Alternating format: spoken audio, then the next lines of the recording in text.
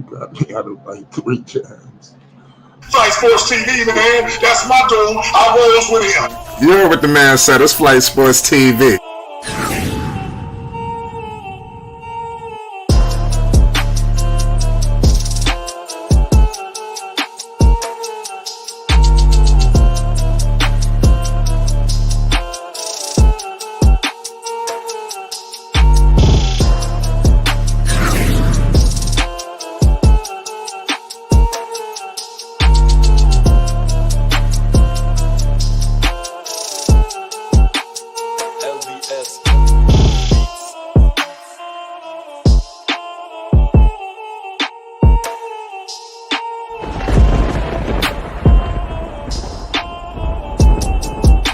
Like I said, Flight Sports TV, that's where it's at. Flight Sports TV.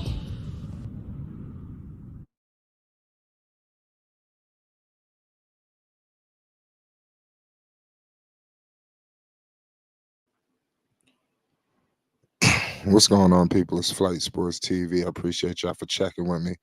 Y'all already know what it is. We back with another one of them things.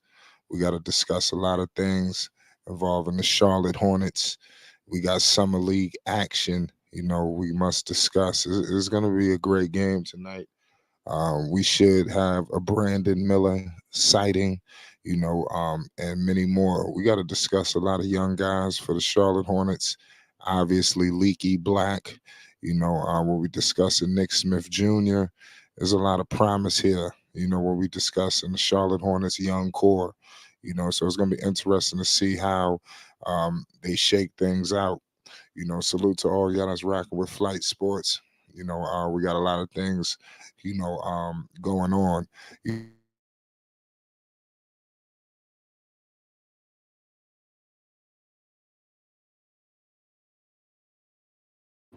Part of me, I had some technical difficulties, but like I said, it's always good to have the Charlotte Hornets back in effect. It's a long time coming since the Charlotte Hornets have been, since they've been pretty much a factor, and these young guys that the Hornets have, is going to propel them to that ultimate goal, but nonetheless, man, we back with it. Brandon Miller is very electric too, man. I didn't get a chance really to discuss, all things Brandon Miller, because we had a lot of things going on. But I mean, he was definitely better than advertised. I didn't anticipate, him being that electric. I think that he's coming in. Obviously, you can see the USA basketball rub pause that's on Brandon Miller. He's showing like he's been around some guys. He's one of those guys. So it's very interesting to see. Tonight, Brandon Miller has an opportunity to take his game to another level, go up another notch. You understand? And I do believe that the Charlotte Hornets will ultimately get to that goal. Now, only time will tell, but we're going to find out tonight. We are moments away from tip-off, ladies and gentlemen, live from Summer League. And I think I got word. I'm not 100% sure. But all access, I believe, is letting it be known that Melo, we might get a Melo sighting tonight, y'all. We might get a Melo sighting. If Melo would be on the floor, he gonna act a fool. We know what LaMelo Ball is about. So to be honest with you, man, it's good to have Hornets basketball, man. That's one thing, that is very exciting. Obviously, we want to see the main guys, LaMelo, Mark, Miles, and many more. We got the Seth Curry sighting. He signed. That's good for him. The Hornets are just moving, moving. And this is what it's all about. They are showing that they are going to be, one of the teams in the future that if they figure it out, they could be a threat. So we all we could do really is just, hope for the best. That's really all we could do. The Hornets, they've really been through hell. We just got to call it how we see it. With injuries and off the court issues. But it seems to be now that ain't nothing really getting in the middle of nothing. You don't see no real. You notice this with the Hornets, ain't no controversy. All that Miles stuff. We behind that. We on the whole nother situation right now. The Charlotte Hornets have no baggage, and that's what I've been waiting for Charlotte, to have, and now they do. And Lamelo Ball should thrive. That's the only thing now is the injuries. With all of this good momentum flowing for Charlotte, how can they sustain this? Obviously Charles Lee, he was brought on for a goddamn reason. Shut up, my man, Uncle Vern in the house. We all know Unc. Anytime we talking LaMelo Ball, anytime we talking Charlotte Hornets, Unc ain't too hard to find. We all know Unc team is Charlotte. Every time he come around, he want to know what's going on with Charlotte. So but what's going on. Charlotte is on his way up. They have an electrifying young man in Brandon Miller. I believe him and LaMelo Ball will take it up a notch. You know, um, like I said, they didn't even get that much time together. You understand? Melo didn't. The injury, he got hit with that injury bug. So he gonna figure it out. So we just got to be real patient. You understand? But nonetheless, yeah. What's good, It was good on Flight. Hey, Flight did get solid playing right now. What the rookie thing? They doing that. They're doing that right now, huh? Well, it comes on the 6 in 5 minutes. Oh, okay. Bet. All right, bet. I'll get a chance to go in and catch it. Then that's good. I'm ready to eat anyway. What's going on with your Flight? Huh? Nah, ain't shit. Oh, Nah, I'm everything good. I'm sitting here, fucking around waiting on this Charlotte Hornets shit. It's always good to have the Hornets back. I'm hearing word we might get MB1 in the building. So it's Hornets time, man. It's almost that season. And when LaMelo get healthy, it's gonna be all she wrote. Homage will be paid. You understand? Make no mistake about the situation. God damn it, that's one thing for sure, and two things for certain. There's a lot of funny talk going on. You understand? We got from the big names to the no names. You understand? A right, lot of people don't believe. But like I said, LaMelo's going to take his rightful place. right. Well, He's not happy with all this talk that's going on with a lot of these guys that was in his draft class. right. You understand? It's going to be hell to pay this season. We're going to remember that name. Right. What'd you say, Yeah, that's what you mean by his rightful place. Because as far as Yeah. Charlotte, you got that locked down. But you mean by rightful place as far as being rookie of the year and holding that down. Yeah, most definitely. What you think about his place? Because I'm hearing Melo may be out in Vegas because if Melo's in Vegas, obviously we're gonna see a heightened Brandon Miller, a heightened Nick Smith Jr., a heightened Leaky Black, and everybody. Right. What are you expecting? Tonight. If Lamelo is healthy, um, what's his place with the obviously the Tyrese Halliburtons and And it's yeah, already been. pardon me, the ants and Hey, shit. hey, hey, hey, Go hey, ahead. I understand, Fred. I know the question you asked me. You know, it's ahead of them. It's always been that. Even with when he won Rookie of the Year with ahead of Anthony Edwards and the rest Yeah, of them in that draft class, like in that rookie class, like you said. No, he holds his own down. Halliburton, Halliburton can't do nothing with Lamelo. Lamelo was way ahead of the game than he is. Actually, he way ahead of the game than he way ahead of the game than Anthony Edwards also.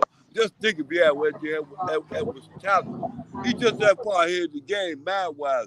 Mind wise get you mad over the matter. Your matter is the basketball game. Now you gonna approach it. Mind wise, he already approached it in that kind of manner.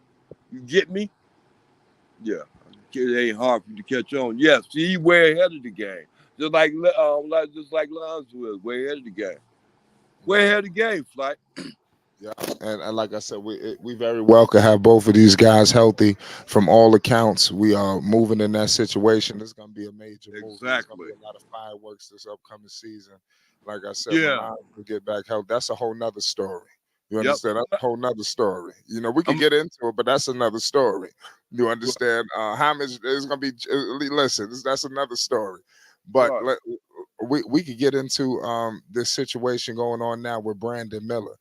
Uncle Vern, what I seen from Miller, in his first preseason game, this guy was all over the glass. This guy was doing all kind of stuff. I mean, I didn't know that Miller.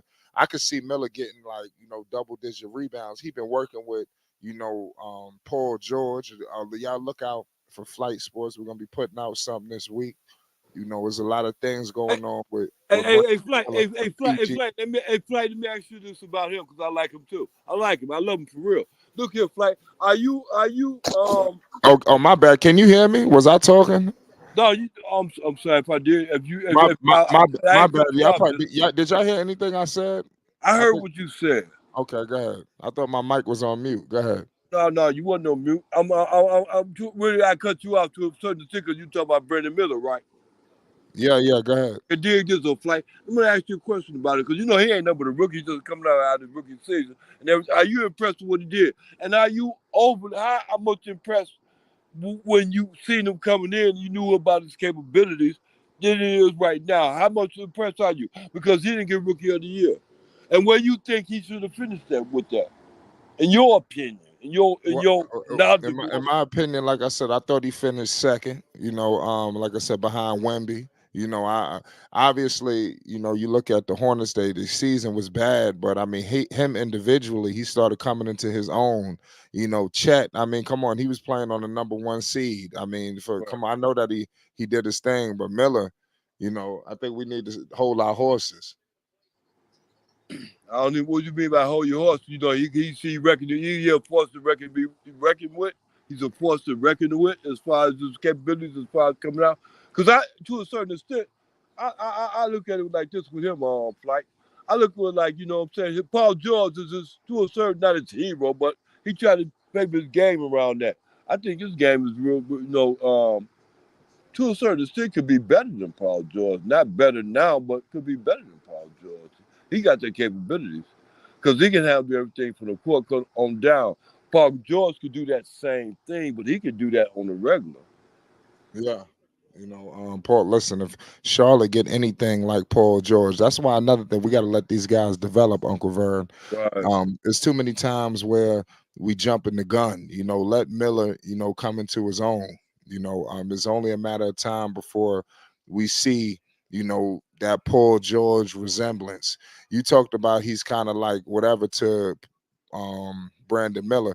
He pretty much does embody Paul George's game. He's trying to copy his game and emulate. He done already put it out there. He done made it vocal. Where you ever see something like that? Well, I see it all the time. It's like with what's the name do the same thing. Well, what's the name with Boston? Tatum. He do the same thing with Kobe. You did. A lot of people do that. To a certain extent, they do it with Kyrie too. You know what I'm saying? Try to model their games behind them. Stuff like that, which is understandable. You want to do that, that brings notoriety. But what up, Mike? What? Yeah. Whether Yeah. what whether you got it like that or not, you still want to act like you got it. Right. That right. What do you think of the Charlotte Hornets? After Michael Jordan has left, do you see promise? Promise, boy, I'm telling you, Fly. Hey, Fly, I told Dex that a long time ago, boy, they need to get him up out of there. If you ask Dex, he'll tell you. I told him now I was praying that he get up out of there because I didn't like the way that worked out with Zoe, that whole situation. You know what I mean? Yeah, I didn't know you. I didn't know you said that a long time ago. I mean, Yeah, then I didn't like the way everything worked out with Mr. Cupchap neither. He stood up there saying we need this is time at this time when Mr. Cupchak was talking, that's when Zoe was coming in. He was coming up out of I forget where he was coming up out of, but they were just trying to get him in LA. And then somebody made a statement about Charlotte Hornets didn't have enough money as far as Michael Jordan concerned, as far as getting Zoe, because Chicago Bulls wanted him real bad. You did. So the Charlotte Hornets didn't pull all they had when Mr. Kupchak said we going real hard in the free agent draft, and they didn't try hard to get it. So, and then when Dex was out there, he already knew what the play was anyway. Matter of fact, he made a joke about it, saying, "God dang it, Charlotte gonna get a loan. God dang it, for somebody to be able to pull so." I don't know if you know about that, but I'm sorry. hope Yeah. not. We Yeah, want to hope. But Dex know about that though. Ask Dex about that. He'll tell you, like, yeah, I thought it was a joke then. Right. Yeah. That's it's good that Mike is going. Like I said, these guys look like they got it going on, in my opinion. Yeah. What's going on now? Now that it's the new sheriff in town. Now that the organization been changed around, Michael Jordan no more concerned, no more into the game. And I'm glad. Like one thing I'm gonna say about Michael Jordan, I'm telling you, he picked the winner. All the winners he had a chance to pick out of the organization. He was with the Hornets or with the Bobcats, how you want to call them. All that time he was with them, he picked the winner out. It was Brandon Miller. He didn't have to pick this one. The organization, the new organization, the incoming organization picked it for him. I'll tell you how smart he was. Let him tell it. He went and got what's his name, the other guy that played for Portland. Yeah, he'd have did that, right? And you knew how that Yeah. was. What I do want to say is Lamelo was very instrumental in Brandon Miller getting selected. You know, Makes sense. he watched the workout, he watched all of their pre-draft workouts. Him and Scoot. I seen Mark Williams. They all was in attendance for Miller's pre-draft workout in Charlotte. So they knew the guy that they was gonna select. You know, they had they pick up the litter, and clearly they made the right choice. He was a can't miss pick for them. You know, it was no way they could mess this up. You know, Yeah. well, it is, but I mean, they Well, did. it could have been. I can, yeah, I I may could, be jumping the gun I here, could either right? think of one way. I could either think of one way, but if you said they know a way, they could have made them mess it up. You right? Because he wasn't gonna have no vote in it. Go ahead, Blake. I'm telling you. Nah, nah. Like I said, Charlotte. They look like they on the up and Nope. ups. You're right. Yeah, nobody could mess that one up. Yeah. So how far from the playoffs? Man, 7 years. Melo getting championship. I see Lamelo getting the championship in his seventh year, like Jordan, just like Giannis. Like the greats. You see it happen. You see it happening in Charlotte or out of Charlotte. And Charlotte gonna keep him. Charlotte gonna hold him down. Melo ain't Melo about his business, and his business is out there. He ain't trying to spend it like the New York no god dang well anywhere else. He got smart. He's real smart.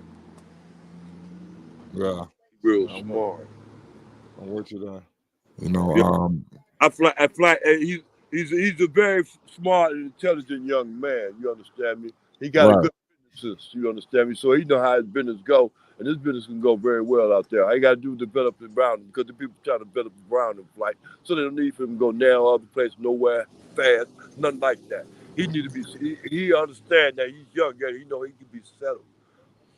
That's right, one thing about it. right. You know He what? don't need Like, to test the waters nowhere else. It ain't no yeah, need for him to test the waters like, nowhere else. I don't know, like Flight. Maybe you think better, but I'm just thinking. That's you asked the question. Yeah, he good where he at.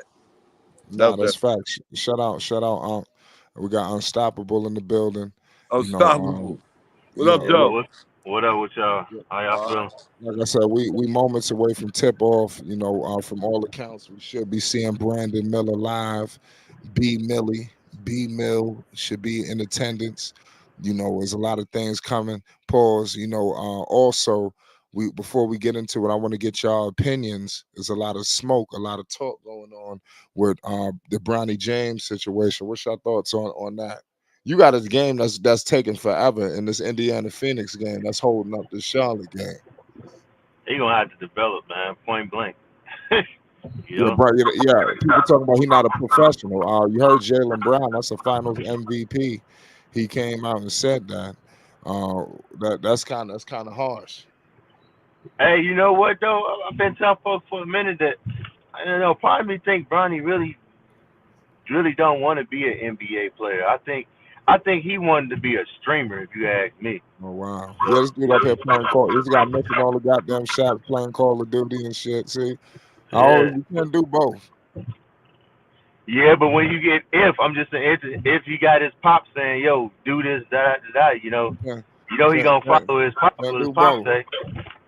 But I think he just want to be a streamer. I think that's really what he wanted. I think that's where his passion is at, being a streamer. Right. Yeah, man, you're right about that, man. Indiana just beat Phoenix. Like I said, we patiently awaiting the Charlotte game. You know, it's gonna be a good look. You know, the Charlotte Hornets, they got a lot of young guys, you know, that has promise. Seth Curry is returning. So free agency continues for the Charlotte Hornets. You know, it's gonna be a major movie if everybody is healthy. You know, That they're was a gonna good come sign clean for up. him. What you say, Unstoppable? was a good pickup, Steph Curry. They re-signed him because they remember he came through, I think, in the trade. Yeah. So it was accounts that he was thinking about re-signing anyway. So that was definitely a good re-sign. Yeah, I think Charlotte in a good place, man. You might be thinking I'm tripping, but I think Charlotte got a good chance of making the playoffs next season. Right. No, I agree. We like this game is running behind too. It should be starting in about 7 minutes. You know, they got to do a shoot around. This Pacer game look like an overlap in this Denver versus Charlotte. We moments away from tip off, y'all. It's Flight Sports. Shout out to the Charlotte Hornets. You already know what it is. If you're a Hornets fan, hit the goddamn like button. If you're a Lamelo Ball fan, there's a lot of things to discuss, man. Brandon Miller balled out in his last performance, man, hitting threes, mid range. Like I said, the one thing I liked the most about Brandon Miller was his rebounding ability. Brandon Miller, I'm telling you, this guy, Brandon Miller, is going to be the complete package. Pause. You understand, for the Charlotte Hornets this season. I'm telling you. Um, and LaMelo is going to be feeding him. We got all this situation going on. I don't want to even feed too much into it or give it no light, but people think it's some kind of what's the name, the critics. But I like Brandon Miller. He don't let he ain't even feeding into that, and they need each other. And I'm telling you, LaMelo Ball is going to facilitate his All Hey, NBA, All Star success, and they're gonna reach their goals together. We got Salaun in there. Look out for Tidjane. I got a question for you, Flight. You talk What's the about question? Brandon Miller. Now, a while ago, it was talk should they. I mean, it's still kind of early, but I just want to see you change your mind that some folks on the panel feel like they should have got Scoop instead Right. of Miller. Mm. Miller signed I'm not. blowing you, or you. I don't know if Miller's playing though, so there's no guarantee. But I hope so. But would you say that? Well, I mean, Scoot Henderson is, like I said. I think is he playing in the Do, summer league? do you Well, he still wish been hurt. Scoop, or you said Scoot should what? be playing. Scoot should be playing in the summer league. Yeah. Yeah, I don't think he's playing though. So you still fine with Miller, or you still feel like they should have got Scoop?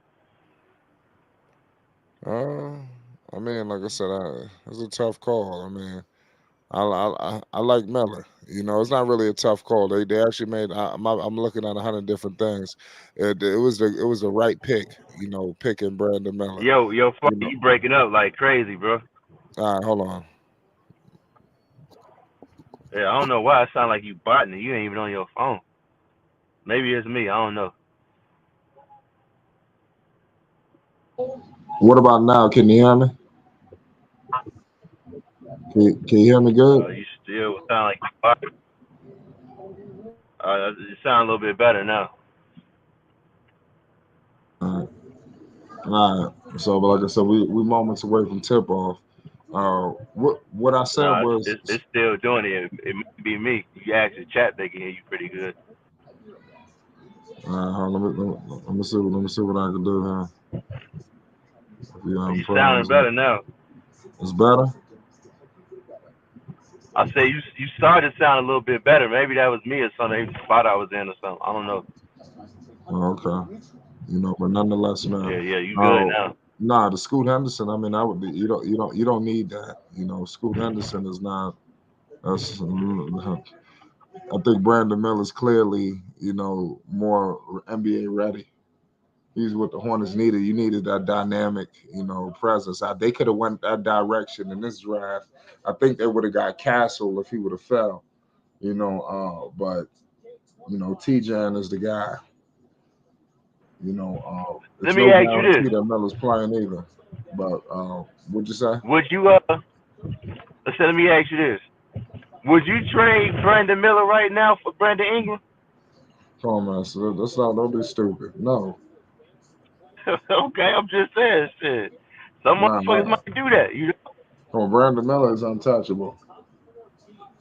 They're not trading him. I don't think it's nobody. I mean, I don't think there's nobody in the league you trade him for right now. A whole bunch of I could think of a whole bunch of people, but You not might right. think don't you know. might think about. I'm talking about Charlotte. Ain't gonna do it. There's nobody in the NBA you're gonna trade for him right I'm just now, saying especially in their situation. It's if not you like had to, if you was in charge, they're not on the cusp of a championship. Hey, let me say this. No, let me say this. Okay, no, but I thank don't know. you. That might be Look, me, hey, man. But look. everybody's biased, bro. Hey, Flight, Anthony Edwards. That's a tough call right there. But I mean, I probably might have to do that, Uncle Brian. I don't know, man. To compare him with Lamelo. Just say Anthony Edwards would love to come play. Just Hey, if you, Flight, they called you up, it's like, yo, hey, Flight, this was. send us B Miller. Hey, Flight, this is to say Anthony would Well, love to come play with Lamelo, and the fact that he played the same position as Miller, so that would coincide. But he understands, and they understand that as far as the organization goes, Minnesota, Miller could be that guy too, and we can get him for a bargain price instead of giving Anthony Edwards all this money. And he could do the same thing, and the Edwards do it that same position. Yeah, Give Brandon him Miller's time. not playing. Brandon Miller's not playing. I see. You get what I'm saying, though, right? Yeah, Like, you can't. I see Brandon Miller in street clothes, but Tidjane is definitely playing. Oh, okay. All right. Brandon Miller balled out in that last game anyway. They got a rookie, like I said, they drafted 6 overall from France. Tidjane, unstoppable. You know anything about him? No, TJ, who's I ain't never. I don't know about this. You said it never. Nah, yeah, you have to. We're gonna have to see what he's like, on the floor. And who he play for? Charlotte. They drafted him. Oh, okay, this year. Yeah. All right. No, I ain't no. Ain't no problem. He's all right. We got to see. Right today, he should have more. Burn. Oh yeah, more free range. Especially without. Yeah, I hear you. Yeah. Yeah, I know they got. I know they got that. The first round pick. Did you say you'd keep him on? What did you do? I hear you. Did I say I would do what? I don't know. Say that last point. That might be you breaking up.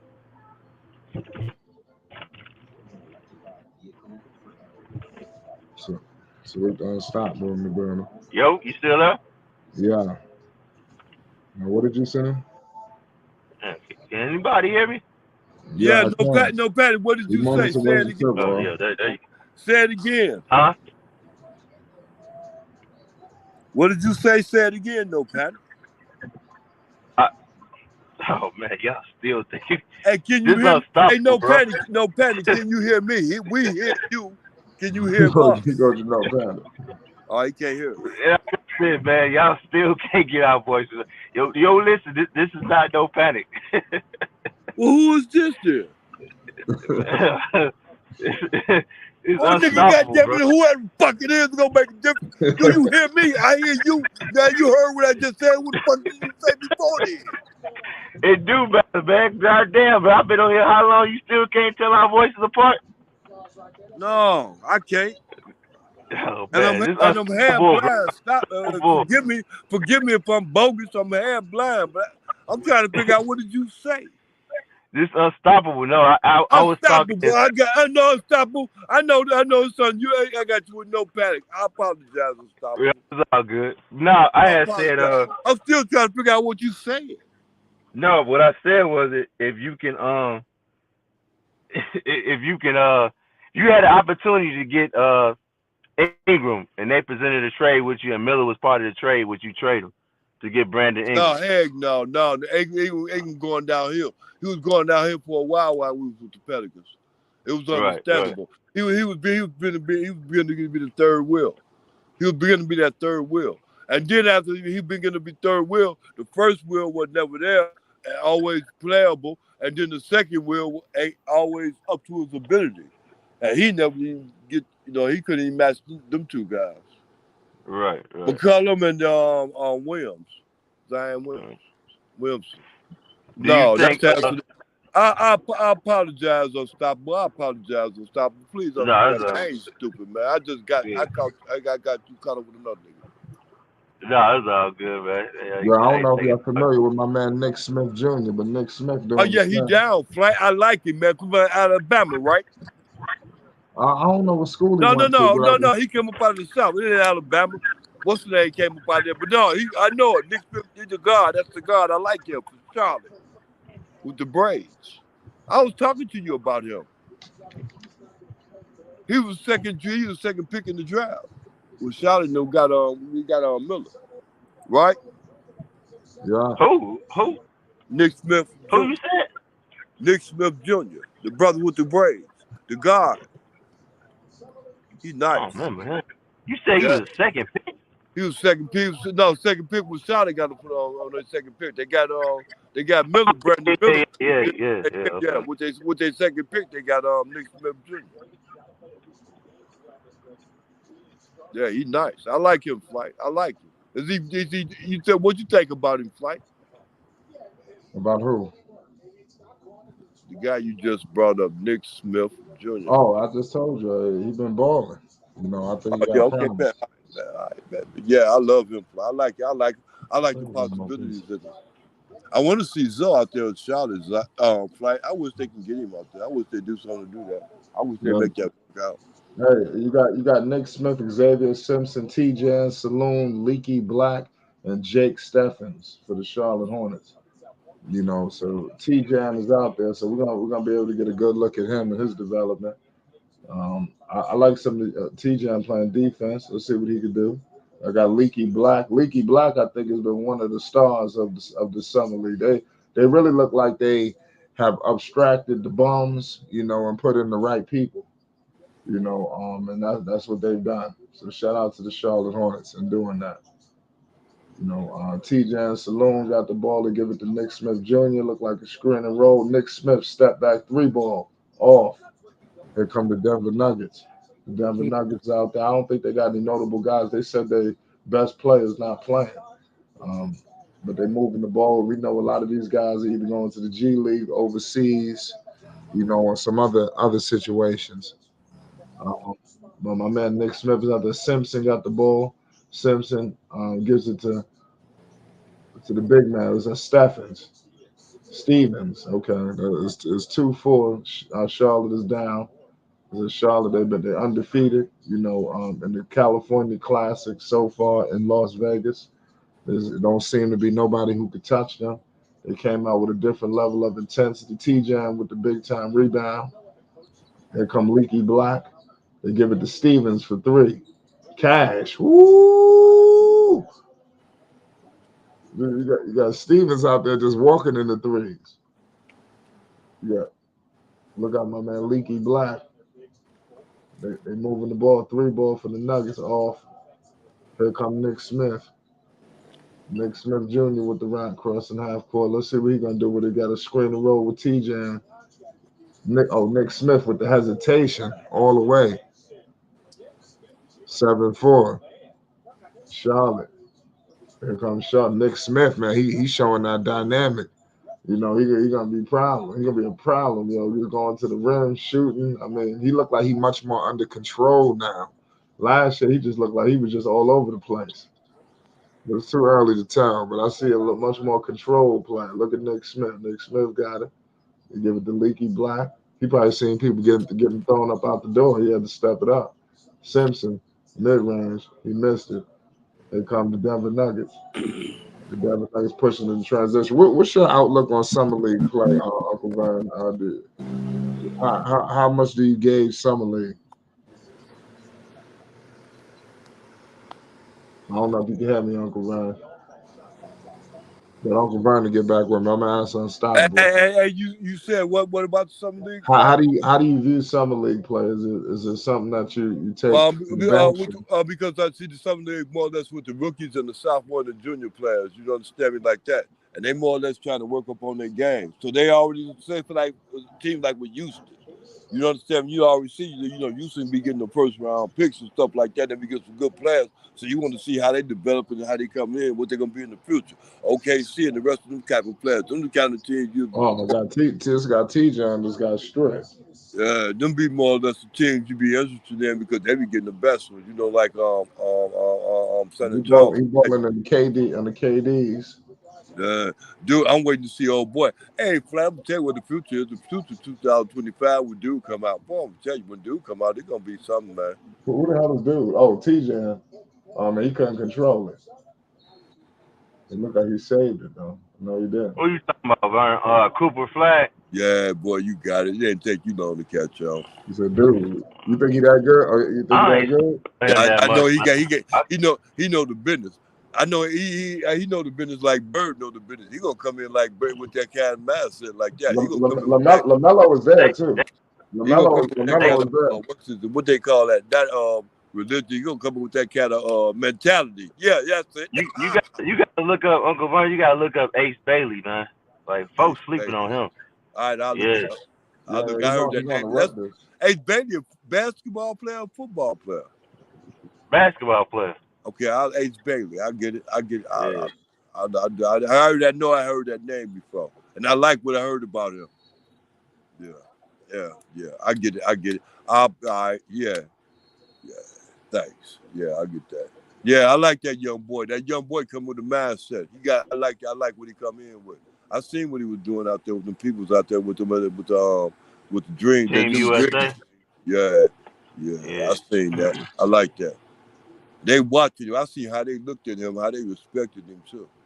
I seen him do that before. One time I seen him do that before. The last time I seen him do something like that, NBA players, was what they see how they did with Giannis. They picked up real fast that he liked that. Yeah, they picked that up real fast. It's something when you're in a group of your peers, and they realize that you should be sitting at the table. Maybe you should be sitting at the head of the table.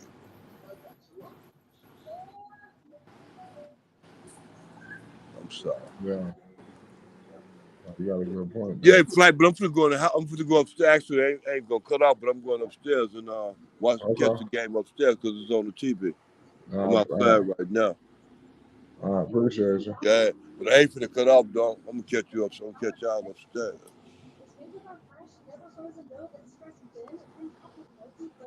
All right. Shout out, Uncle Vern.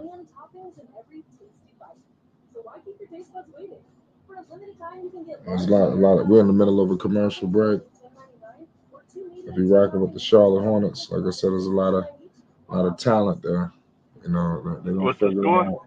Vegas Summer League. Now, when it comes to Charlotte Hornets draft pick Tidjane, Salaun, expect him to take on a big role in Charlotte this season. I spoke with their new head coach Charles Lee, and he said he is going to be a I'm listening to Charles Lee. He embodies everything we've identified as Hornet DNA. He's a hungry player, a competitor, and he's going to. They're talking real high about Tidjane. Defensively this season. Now, as you said, though, he just left the court. You know it's going to take him some time to make the adjustment, but let's talk about. Here comes Charlotte. Oh, Devin. Oh, big time block. A leaky block. Just the process. He's an 18-year-old developing player. And you can't have the same expectation you would have of getting ready as a 20-year-old, maybe a guy who's been in college for 2 years. 7-8 right now. What's his 6th overall pick? So there are high expectations that come with that. I'm pretty sure they're definitely gonna put some cameras in front of his face. Probably ask him how he doing health wise. But he good. He what Nick Smith. So they definitely gonna ball.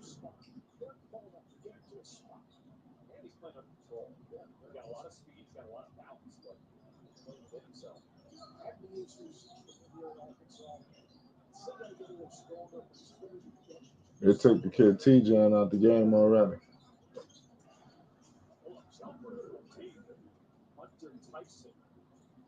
Denver just hit a big three.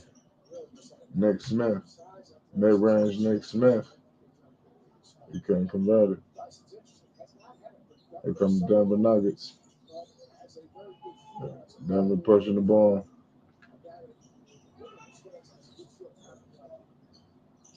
The Nuggets, they scored. It's 9-13, 4:20 to go in the first. Leaky Black got it. They kick it out. It's like Slater. Stevens. This guy Stevens. He missed the 3 ball.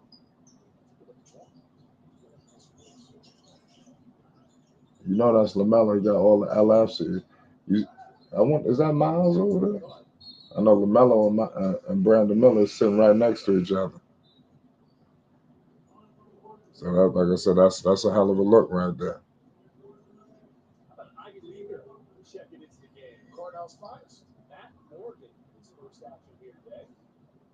The faces of the franchise. You see all the LFs in the front row. Let's see, Leaky Black, Cash. 12-13. Big time play by Black.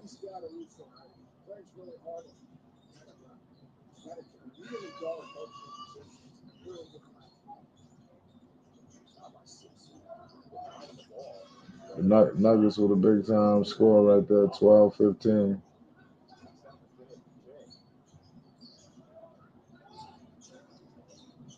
Summer League basketball is in full effect.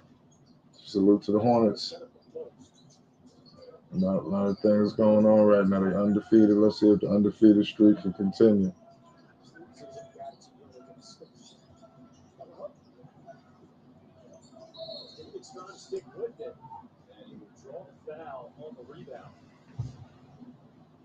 A little break in the action.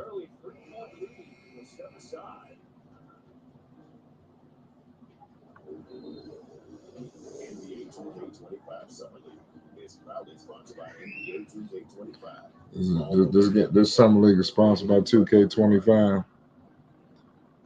So it's crazy. They keep releasing that game. Hopefully they make some changes. But nonetheless, we got LaMelo Ball in the building. The Hornets are undefeated. For a team like the Hornets, you got to crawl before you walk. So them being undefeated in the summer league, believe it or not, is really good. It should be very promising.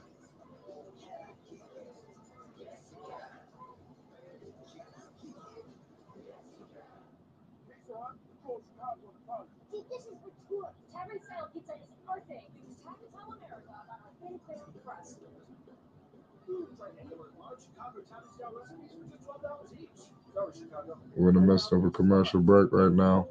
I thought we was gonna get a chance to see Brandon Miller, but clearly it's been a change of plans.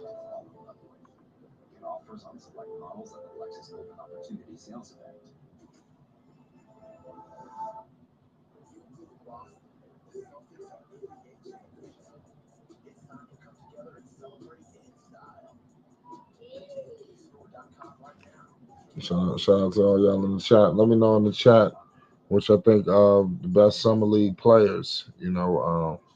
Obviously, I'm trying to think of some people who may come to mind. Who've been obviously with Buzelis out in Chicago. Well, Brandon Miller, he only played 1 game, and like I said, I guess guys like him, he don't count because he more than likely won't be playing no more. I doubt we're gonna see Brandon Miller play. And that's the crazy part about the situation. It's Kings Knicks Wednesday. You got I think Alex Saar played tonight too, the second pick. Nick Smith on the bench. Waiting to see what's going on with LaMelo Ball. You know they're gonna do something. I wonder if the Hornets is trying to drop this game. And I don't know what's going on with Tidjane. Like, I think he should have got more minutes. I think they took him out the game, and he was looking kind of. Oh, look, is that Martin over there? I think one of the Martin twins is over there. There's Cody Martin. We got Cody Martin in the building. Look out for Cody Martin. What's going on, Dex? You there? Yes, sir. Flight, I'm here. I was trying to listen, but it doesn't seem like too much action is going on with the Hornets. Is they still behind? Well, yeah, they are. It's definitely not too much. Well, the notable guys are on the bench. You know, they don't have any. This is a bunch of G leaguers right now. You don't even have Nick Smith on the floor. No Leaky Black. So this is no. Of course, no TJ. They're being real selective with him. So you would have thought he would have got some extra minutes, but that don't seem to be the case. Yeah, I'm a little weary about the way they rolling this guy out. I mean, come on, it wasn't like he was no stud.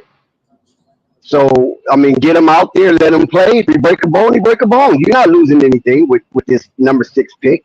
So it's starting to make me feel like if if he's not a permanent fixture, or as they youth movement, I don't know. It's just odd. He should be out there really exploring his game and be able to showcase a nice demonstration for the organization because nobody else knows him. It ain't like we know him. He entered the NBA under a shroud of mystery at the number 6 pick. It was almost like, whoa, who's that? You have to be like a real foreign basketball Eurocentric enthusiast to probably have a radar on this young man because he's mysterious when it comes to United States basketball. Yeah. So, like you say, we'll see how he developed. I'm just, just kind of make me weary that they rolling him out hands gently, and he's barely getting his feet wet. I don't know if he's fragile. I don't know if he's timid. I don't know. You know, you would expect him at number 6 to hit the ground running, but we're getting the opposite.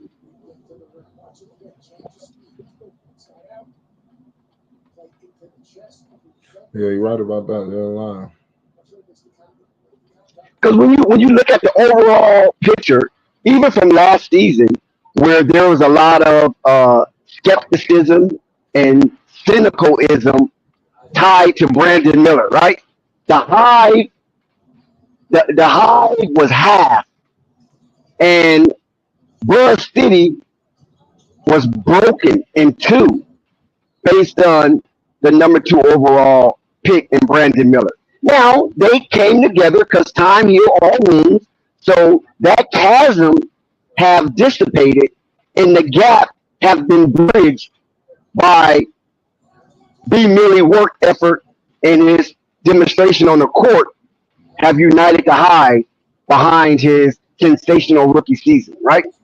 So you expect that when Brandon Miller, with with all of the kerfuffle surrounding his draft status and his interest into the NBA, the off-court controversy and all, they still rolled out the red carpet for Brandon Miller and threw him in the fire so he could be forged by that fire, and it was the right thing.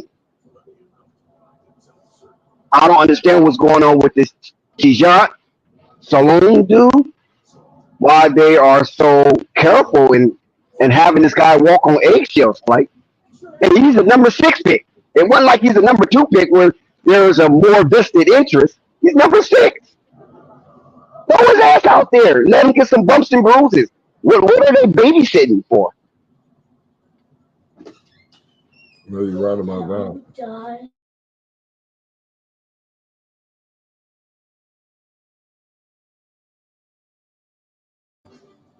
Yeah, we got a commercial break right now. Now, there was a show a long time ago, like before you was born, and even before I was born. But I was able to catch its reruns. And the name of the show was called Father Knows Best, right? And I guess Jeff Peterson knows best. I'm Oh, just going to shit. have to. It's over, Dex. What just happened, Flight? Update us. Because I can't watch Okay, the game. I think. okay. They brought him back out there. They were showing the image of him going to the locker room. Tidjane. I'm about to say, he ain't playing. I'm about to say, that's crazy. He back in the game now. Oh, yeah. Yeah, so it was a show called Fathers Knows Best, right?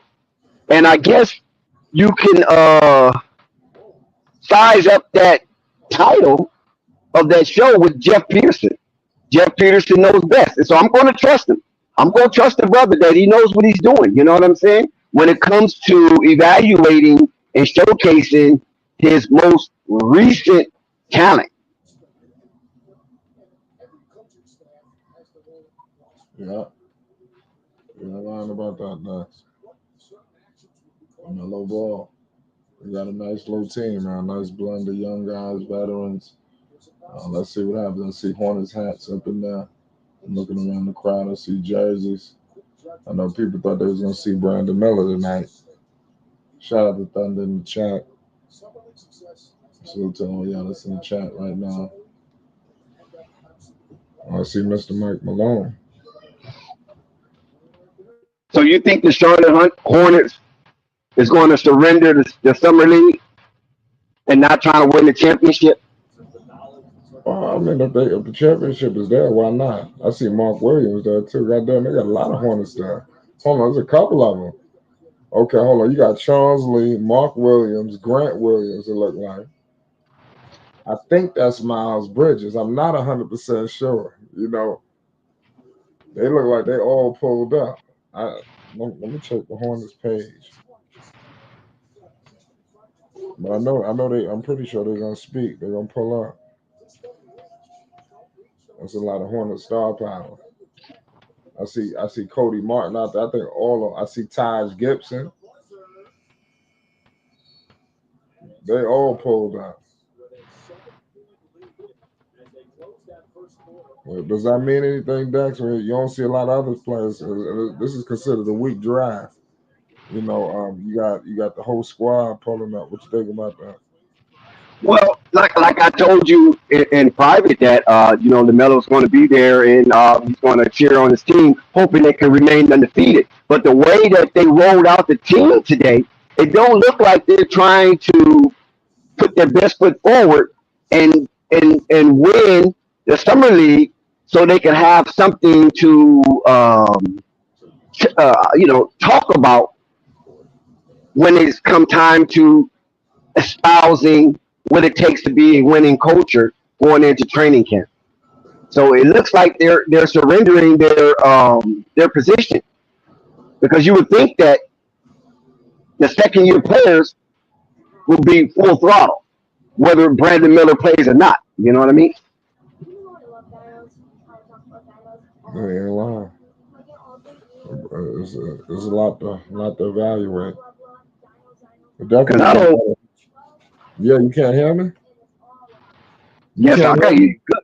I can hear you well. Oh, okay. You said hello. Like you couldn't hear me. No, I was getting ready to say something. Yeah, Okay. but no, I was getting ready to say that that would have been something really good to hang your hat on, winning the summer league. Because if you remember, when the Sacramento Kings were in a rebuilding stage to try to up the levity of their franchise, they won the summer league. They went out and won that summer league. And Davion Mitchell and Peyton Pritchard was co-MVP.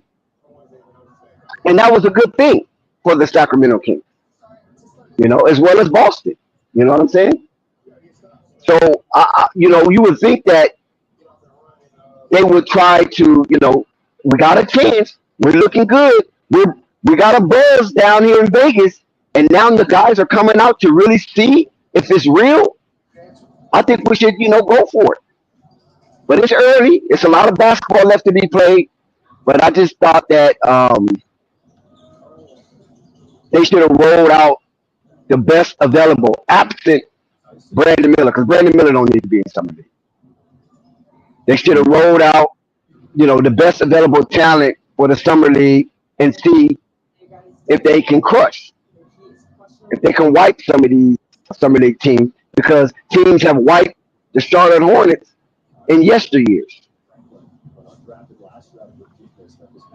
Yeah. No, I agree with that. Well, let's see what this new age right now with these Hornets. It's 22-16. Like I said, they all pulled up. I'm just surprised that they got a nice turnout. I do know that that's what Charles Lee was saying. He wanted all of them to be there, like be around, like when things are happening as a team. And that's what's been going on. It all showed. That is Miles Bridges. You got Miles Bridges and Lamelo. Got the LF. So that's how you know it's done with all that on.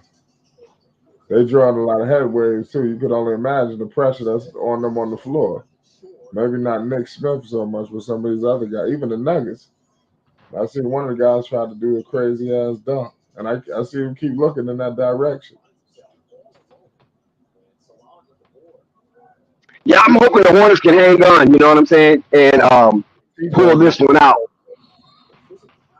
Your Tidjane looking sloppy. I got to keep it real. Greg. Yeah, he turned the ball over. I don't know, man. And Hunter Tyson just hit a 27-footer. So what now Denver's down by 2. Yeah, what you think about all these other guys, rookies that's doing a lot of things? I'm be honest with you, I'm not thinking about none of them except Matty B, Dalton Connect, Bonnie James, and Reed Shepard. Oh, let's go. Oh, he missed it. I'm not even thinking about Castle and SARS and none of them other guys. I mean, I want to see Zach Edey do well, though, because I kind of followed him because he brought Purdue back to the limelight, and Purdue haven't been in the limelight in years to that degree, since Big Dog.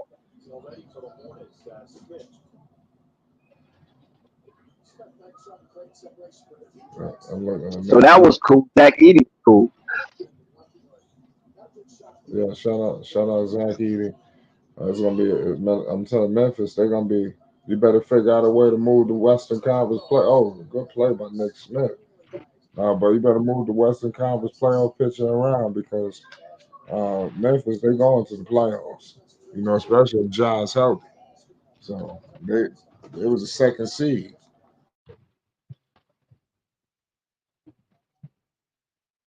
But that's a different Memphis team, though. Like those guys that was a part of that run, most of them are gone, especially the role players. Well, yeah. Well, like I said, I just said move the conference over. I didn't say they're gonna go back to number 2, but they're gonna be in the playoffs. If John they're gonna snatch the spot. They'll be in the playoffs. You said they're gonna snatch the spot, huh? Yes. I believe firmly, not in the playoff picture either. I mean, not in the plan. Okay. Really get in.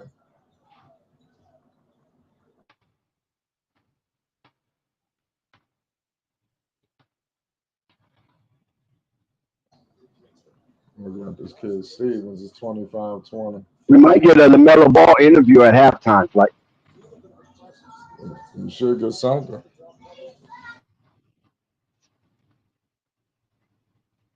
they're gonna ask him about his ankles. They're gonna ask him about the new coach, the direction of the Charlotte Hornets, and probably ask him questions about his brothers.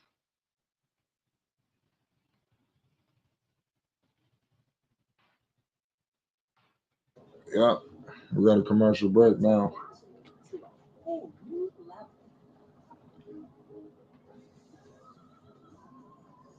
This game without Brandon Miller is definitely not the best game. Brandon, they didn't have indication that he would be playing or not playing. Nah, he don't need to play. He didn't. He really don't need to play. Nah. Sit his ass down. Get ready for training camp. They probably just want to see him play one game. What you think about that Skip Bayless situation? You heard about that? Well, I mean, it was imminent. It was it was coming. I'm quite sure he started writing on the wall. I mean, Skip is, he's an ancient dude with archaic sports thoughts. The time just passing by. So the things he say are not really shocking anymore. You know what I mean? Yeah. He should be on the Michael Jordan tip. He should be on the Troy Aikman tip. He should be on the Michael Irvin tip. Dallas Cowboys in general. Then he got on the notoriety of LeBron and rolled that till he can't ride anymore. Yeah, good point. Oh, I like Peterson about to pop up. Oh, Jeff Peterson speaking.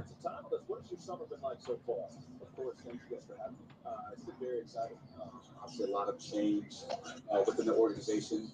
David Ritt taking over about a year ago, and then, of course, very fortunate to be hired by Jeff Peterson sound all professional. Yeah. He gonna stay on, Cole. You already know that. And that's, yeah, I thought he was like 35 years old. Oh yeah, young. Yeah, they say he real young. So they probably But got that's what you. they'll probably do it like that. I'm just very thankful for. But that's what you need. So that's smart by Charlotte. the governors of the Charlotte Hornets, because you need fresh, innovative ideas to be shot through the veins of that organization to get them moving in a different direction. Because the state of inertia that the Charlotte Hornets was in the past, it needs to be stopped. It was ridiculous. Right about that. Yeah, it's a great point. Just He never was in the NBA, right? Jeff Peterson wasn't never played. the reality situation is I think he played college. hard. It's very challenging at the level, but there's obviously management role, I think it was a guard, point guard. media, PR, of course, coaching. Yeah. So there's a lot of different facets that I would say, if Yeah, all of them is there. I see all of them. I even see what's his name there, Trey Mann. when it comes to that. Seth Curry is there. All of them. That's a good shot right there. So they better win the game then, right? He said, "What the game?" Yeah, they better try to go for this championship for real though. If you bringing out the big guns to come watch these little scrubs play, then you need to win. You need to win this chip. This is something that Jeff Peterson and Charles Lee can go into the off season like the Sacramento Kings did, and then turn it around. And it became a nice playoff team. Especially with a lot of these young guys, they make mistakes. And Yeah, everybody together. They I trying. think the biggest thing we want to see them compete. So they believe in the vision. With an unselfish mindset. I heard Miles say that. You try to get 2-3% better each game, right? Each practice, go in there with that mindset. Miles happy to get that money. Culture, and I think if you put your head down and just Yeah. Just think, man. They have to throw Miles a lifeline. He was That take care of he was Miles. hanging on the precipice of losing his career. I think, Yeah. He turned it around. Of course, you happy to see Tidjane. He didn't get to play in Sacramento. He had a minor injury. Talking about Tidjane. Excited to be able to see him out here. So now, like Miles got his money. I hope Miles be a ferocious lion like he was back when Lamelo rookie and sophomore season. I hope we can get the return of that version of Miles Bridges. I don't want quiet Miles. Yeah. I want Miles shooting too much either. Well, it's not about shooting. It's about just being aggressive. Dunking on people, running the lanes. Somebody said the other day that he's a poor version of Zion Williamson, right? And Make the most. Lonzo told Lamelo, Lives in the gym. He works at it. He wants to be great. I would never put a limit on how good a player can be, but whatever his is, he's going to reach it because he stays in the gym. So, What you say about Lamelo? We talked about was just. I said Lonzo Well, told you Lamelo after. completely stopped speaking. Oh, when you said something about you said a player, I just said poor man's. At this level, it's a little bit different. So working on his pace a little Yeah, somebody said he was a poor man Zion Williamson, Miles Bridges. And I remember when Lonzo told LaMelo in his rookie season, after LaMelo asked him, you know, how what I do with Miles, how to play with Miles, and he's telling him to throw it up there. That's your Zion.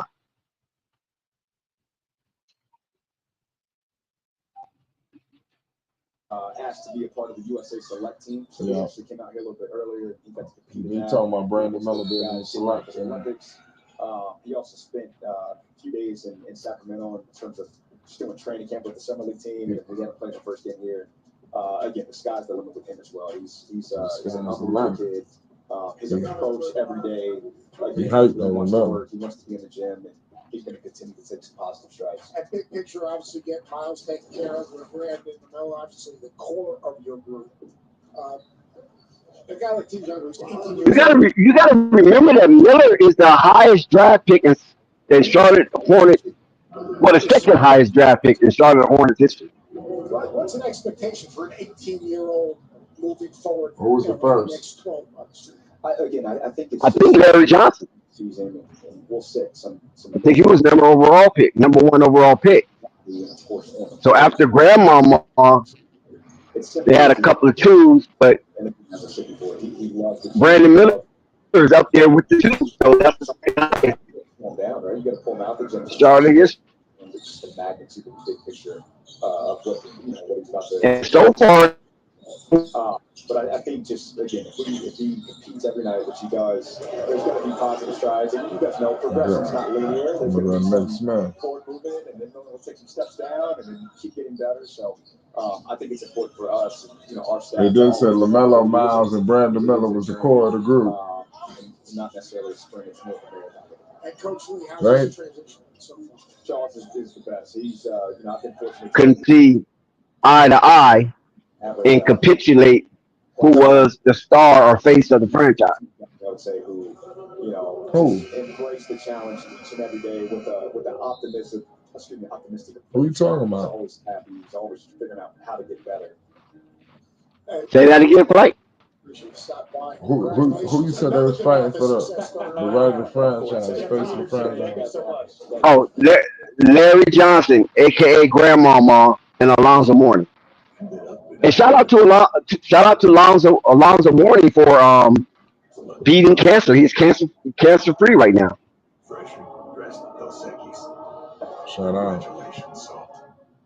Kind of feels like everyone's trying to copy the $5 piggy bag. Yeah, So how can you spot a knockoff? It won't taste like Wendy's. This job is easy. When the deal is as fresh as the meal, gotta be Wendy's. So what we got going on? I know it's hard to try to keep your attention focused on this lesser talent. Yeah, I mean, like I said, I mean, first FDA-approved treatment for it's crazy. Like I said, to be honest with you, man, so I can do more of what I love. it's about to be halftime, there's no Miller, so I mean, to be honest with you, I mean, I wouldn't mind just pulling back up later, but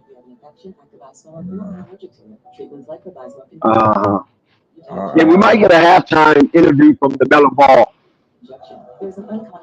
It might be Charles Lee or the Melo Ball halftime interview, or it could be both. Because they already touched bases with Jeff Peterson. They're right about that. I'm trying to, yeah, they do. I'm trying to do what they were doing at halftime. Hopefully, I'm pretty sure they got hyped, or at least get one of them. They got all them damn players. They should get one of their asses over.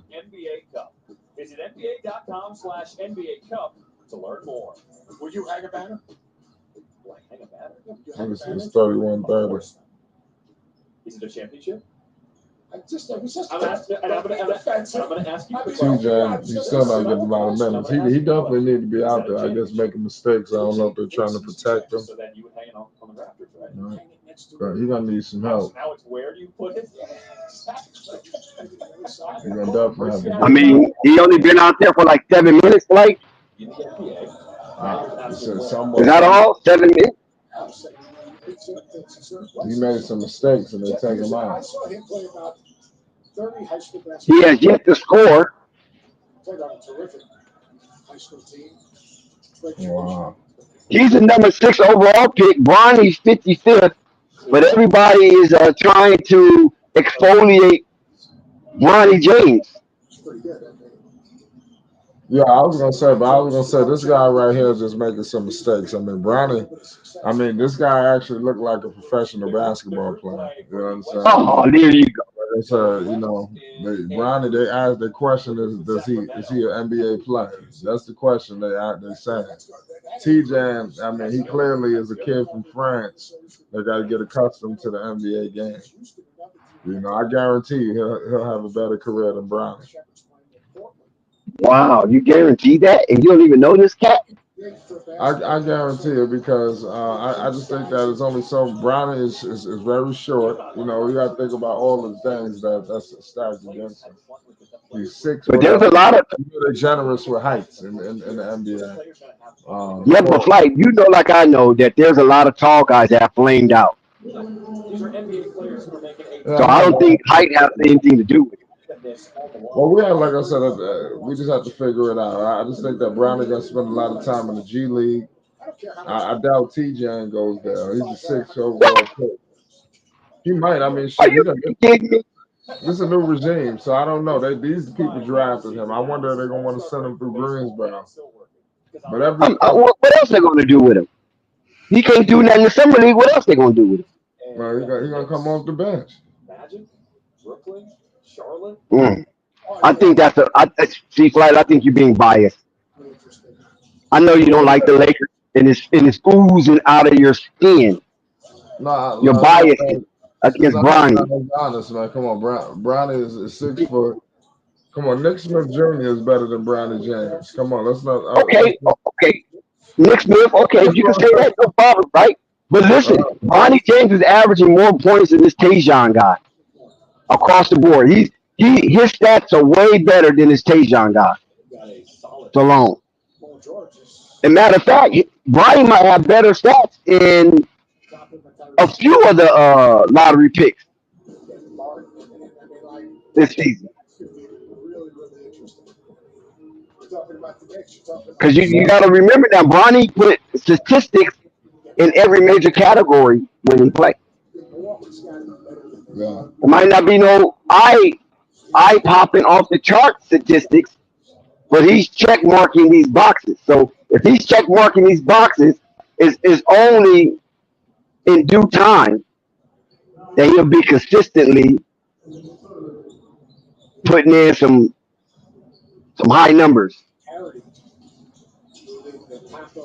That's all I'm saying. If we're going to criticize across the board. Very tightly bunched together. Fairly. You know what I'm saying? Just fairly. That's all. Number 6 overall pick now.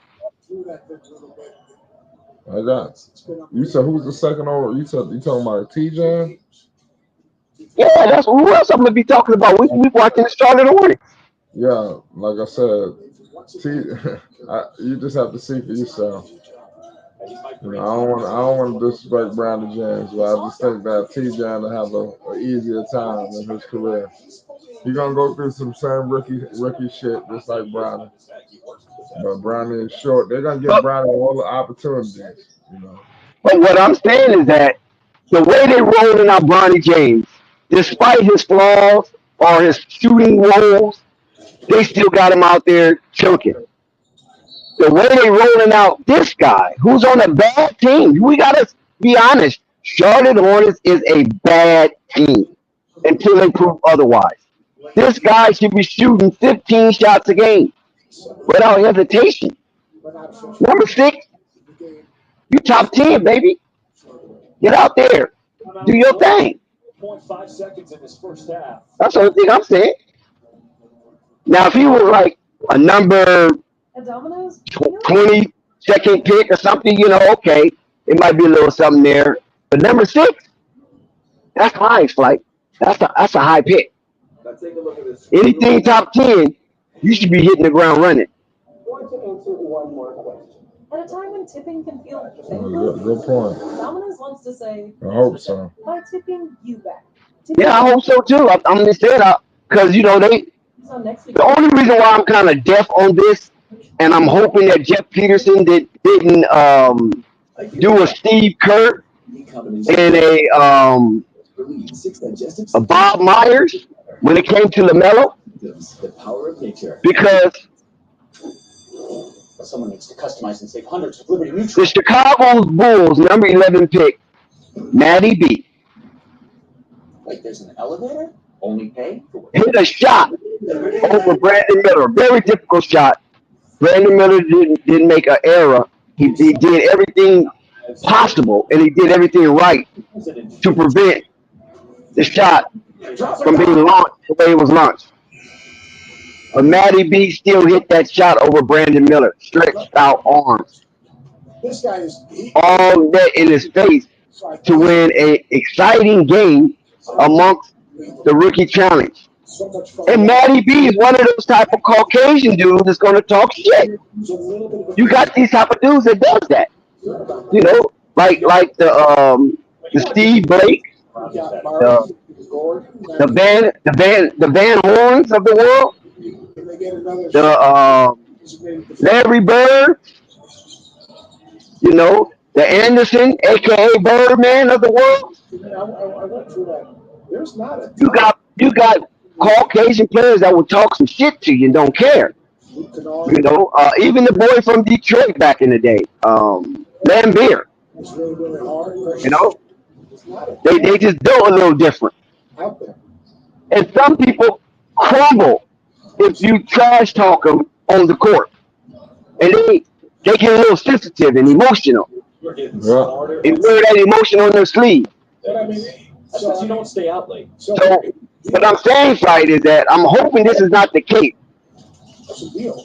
That Jeff Peterson It's a big deal. didn't draft Matty B because it might be in conflict with Brandon Miller. Or marketing is another interesting point. You follow what I'm saying? Turned off. Smith with the kick out. Finds Matt Morgan. And he hits the three with under 2 seconds of play in this first half. One last heat by Alexander and no shot. It would not have happened. Okay, started going in halftime with the lead. That's what we want to see. Point lead at the half. How about Nick Smith Jr.? Next to the play with really good pace and changing pace. that's all I'm Showing saying. Minutes of basketball, right? a lot of different shots, a little bit of a So what? three finished at the rim. 24 minutes of basketball. Yeah. I think the minutes is 10 minutes. Oh, it's only 10 minutes? I think so on summer league. Oh, okay. 20 minutes of basketball then. Can the Charlottes hold on? Can they survive the encounter? They had a delay. The other game ran longer. That's what screwed up the time here. Well, he still scored us, right? Yeah, as far as I know. He's still sitting on 7 minutes. He's the only starter, Fight. Unless he got an injury, he's the only starter that didn't get 10 minutes, double digits in minutes in the first half. The only starter.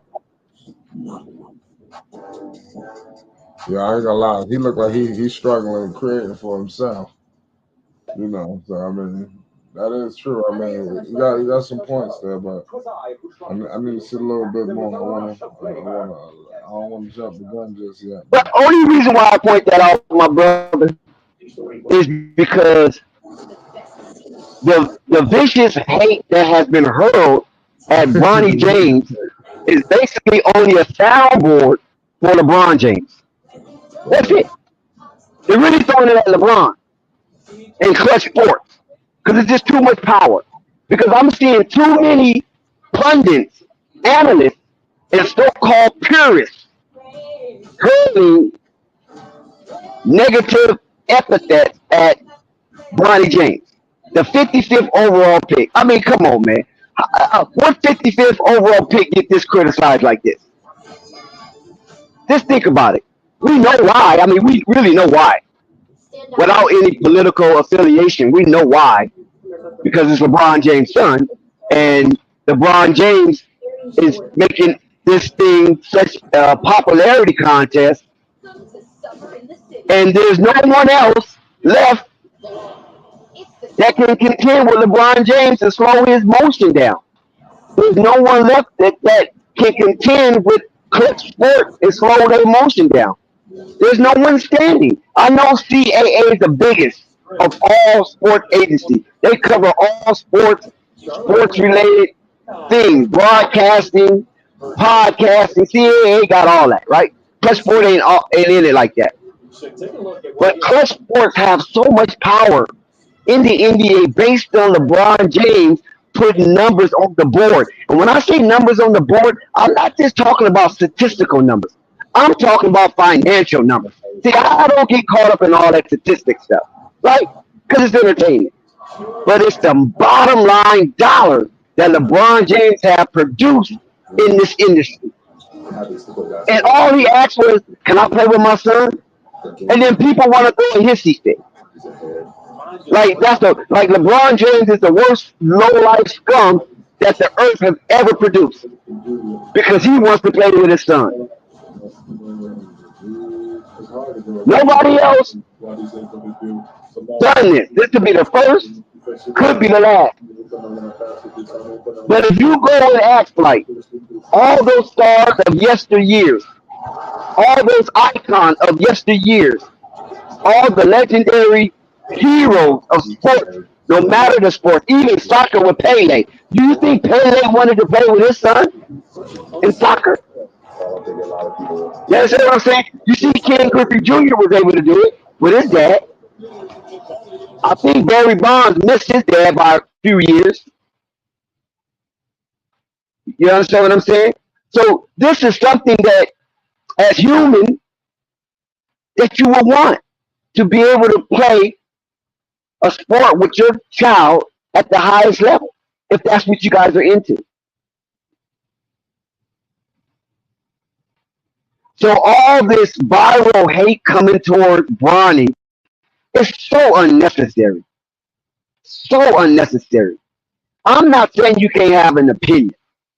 But if you got an opinion about Bronny, you should have an opinion about some of these other cats that was drafted before him and what they're doing in their summer league adventures and their journey into the NBA.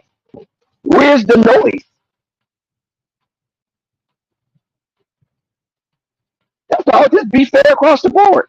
If Bronny sucks, Bronny sucks. But hey, what about the 54 people that was drafted before Bronny? Is any one of that 54, do they suck? And could you highlight what they're doing in summer league? You get my point? So we all know it's a farce. And these haters have built a digital conclave to be able to have these talks and then allow it to echo out into the digital landscape. It's not analyzing a professional basketball player. It's not analyzing a 19-year-old. Because you're not gathering all the 19-year-olds that's in this draft and comparing it to each other. You're singling out one individual based on his last name and his connection to an iconic figure. You want to tear down the walls of stability of a player who's still in uniform when your favorite player of all time is not in uniform. Your GOAT is not in uniform. Maybe some of y'all GOATs are already past form. But there's a generation that sees this man, LBJ, not Lyndon Baines Johnson, but LBJ, LeBron James, as their GOAT. And some of us wishy-washy old heads want to interfere in that. No. Everybody has their GOAT. Let it be. My GOAT is not in uniform anymore. My GOAT is over here owning a football team. And my mini GOAT, my miniature GOAT, died in a helicopter crash. So I don't have a GOAT to contend with LeBron James. And I am okay with that. I'm okay with it. I'm okay with it. Because I enjoyed watching my GOAT when I was able to see my GOAT at its peak. So allow these guys to have LeBron while he's here. Allow us to watch and see this man continue to defy Father Time while we're here. And let everybody have their GOAT in peace. But since you guys are so god awful hateful, and a lot of you just doesn't have any good in you, if they wring you out like a rag, it'll be moisture of hate and despicable behavior.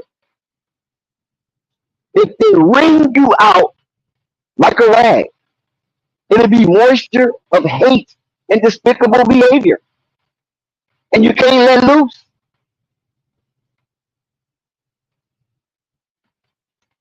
So get off of Bronny. Let Bronny, if he suck, let him suck. He's 19. Let him go through his bumps and bruises, ups and downs, semi-peaceful through the vicissitudes of life and basketball. And if he makes a career out of it, cool. Because there's a generation right now that want to see Bronny James survive this flood of torrential weather of hate. There's people right now that want to see the attachment of LeBron James and LeBron James Jr. on the hardwood, bouncing and sharing a basketball together in a nothing wrong with that, man. So if you're not gonna share your analytical spurts across the board that will equate to James Jr., then you really just say, man, listen, I hate this black success. I hate to see black power. I hate it. Even though I'm black. That's what they're saying. Even though I'm black, I hate it. Willie Lynch all over again. The spirit of Willie Lynch is not dead. How in the hell that you would have the unmitigated gall to smirch up your face, smash up your consonants, looking like screw face, because LeBron James, who yielded his talent, never fell on his sword when the NBA was looking for a replacement of Michael Jordan, and the fanfare and the celebrity and the global recognition of the National Basketball Association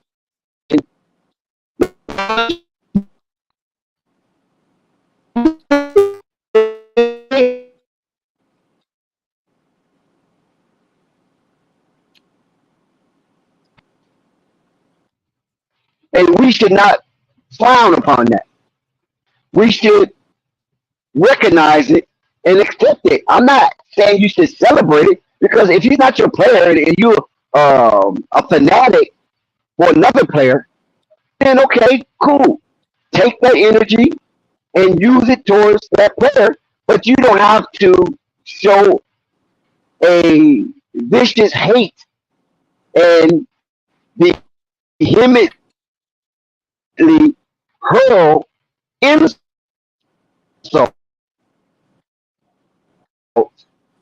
at him, his family, and especially a 19-year-old Bronny James who's trying to figure out life after having a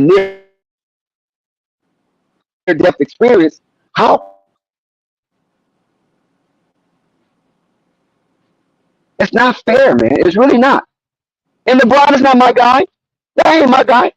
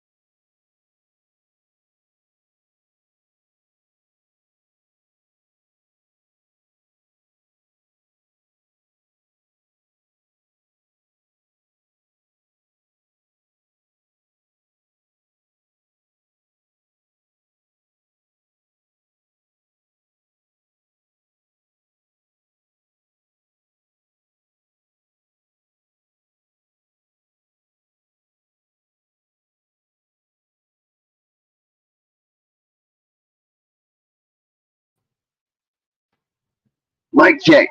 I don't know. I got kicked out the stream. Like,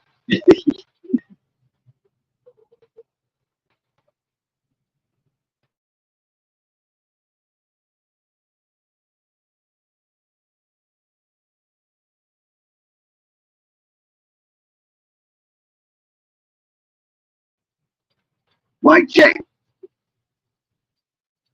Let me know if you can hear me. If you hear me, you can hear me. I can hear you, Dex. Oh, okay. Thank you. Because I got kicked out the stream. I don't know what portion of the conversation that you last heard. Okay. So I mean, I was talking and I didn't even know I wasn't even on the stream. I heard you talking about Bronny and what's going on out there with him and his father, and I agree with you. You know, you can't disagree with what you were saying because everything you said makes sense. All we can do is just see it out, see how it's gonna transpire. I think it's gonna transpire just great. I hope he get his other son out there with him too. You heard me? Yeah. A quick update. Stephen Castle has been sidelined. He won't be playing in the summer league. I think he might be done. He got a wrist injury, as they reported. Yeah.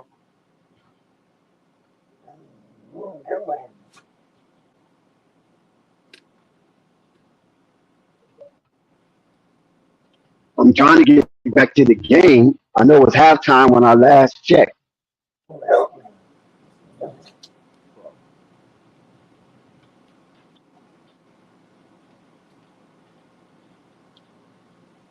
So what, Uncle Brother, you been like paying attention to summer league to any degree? I say it again, Dex. You been paying attention to summer league, like to some of these young players? A little bit. I've been paying attention to what's going on with Charlotte more in the summer league than anybody else, though. Yeah. Mm-hmm. Yeah.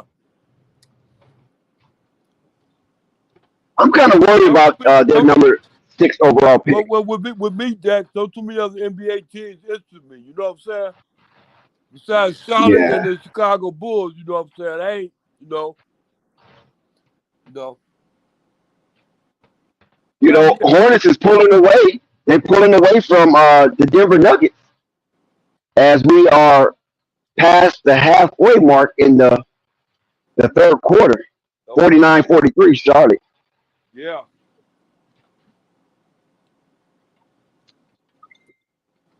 So Salaun finally got on the board. He got 2 points. He's 1 for 3 from the floor. He do have 6 rebounds. Yeah. So you say Brandon Miller, they ain't playing today, huh? No, he don't need to be out there. He good. Yeah. He did enough. Yep.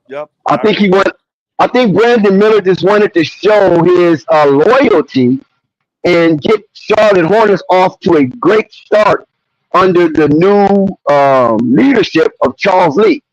Yeah. And he did that. Yeah, well, it's obvious that he wasn't going to play too many games anyway, Jack. Right. Yeah. Yeah. So Charlotte is okay because, they're leading right now. And hopefully in front of their teammates, they can pull this out and remain undefeated and qualify for the tournament round in Summer League. I think they need one more victory, and they qualify for the tournament round. Oh, yeah? Uh-huh. Oh, okay. And that's a good thing. Yeah. Well, experience, How's Nick Williams doing? Nick Williams, who was that? What is his name? Nick Williams Jr.? Is that his name? Oh, Nick Richards. Nick Richards, the Jammin' Jamaican. No. I'm talking about the point guard, the junior guard. Oh, Nick Smith. Nick Smith. I apologize, Dex. Thank you, Dex. I'm telling you. Yeah, because they got 2 Nicks. They got 2 St. Nicks. Yeah. That's why you get paid the big bucks, Dex. You know how to keep touch. Ooh, I wish I could get paid the big bucks. Tell you, boy. Yeah. They don't respect my insight. They don't respect my knowledge or my wherewithal the game, Uncle Vern. They don't respect us old heads. They say we too old. Right. Well, that's the IE thing. You know what I'm saying? They have intelligence. I'll tell you, boy. AI, I know it's AI, huh? AI. Boy, that's the AI. They want AI, right? They don't want us. I'll tell you, boy. We were the AI before AI, right? Huh? I said we were the AI before AI. Oh yeah. Before Google, they should ask us. They should ask the old heads. Oh yeah. Now they just bypass. They don't ask us nothing no more. They go straight to Google. Oh yeah. Well, look, you can't blame them because you subscribe to them. Yeah, Dex, I get it though. I got it a long time ago, to be honest with you. I really wasn't prepared for it because it snuck up on me. Now I don't know nothing about no computer. I don't know how to work it. And then I came to the point a long time ago I ain't gonna try. See, that's when you come to the point when you figure out you ain't gonna try. That's when you already gave up, Dex. Give up, Dex. You just went I bet I try to sneak one in on me, but I already in that grade I know how to catch up with that. See, that grade already there to stay. When that came in, it was like, hey, what do y'all want me to do? Go back and pick that up now? Oh, I ain't gonna do it. Sorry. And don't forget y'all hit the like button now. Y'all come through, hit the like button. Even if you don't stay, just come through, hit the like button to keep us in the high portions of the algorithm so we can trend towards the top. Oh yeah. Charlotte's up by 10, Uncle Vern. Oh, that's a good thing. Let's see if I can get it on. And Salaun got 5 points. They're on ESPN. Yeah, it's on ESPN. I can't watch it. I'm in the Charlotte region. Oh, okay. So they ain't gonna let me watch it out here in North Carolina. Oh, okay. Yeah. So I'm not actually watching it visually, but I'm keeping my eye on the game cast. Charlotte's up by 12. Oh my God, Charlotte is for real. What are you people talking about? Charlotte is for real. They're up by 12. Last bucket was made by Xavier Simpson.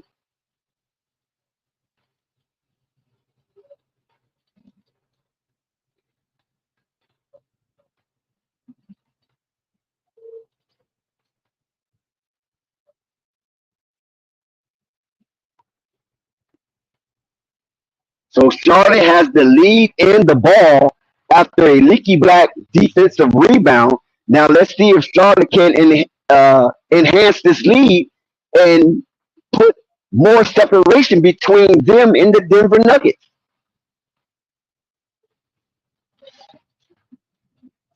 We're under 3 minutes in the third quarter.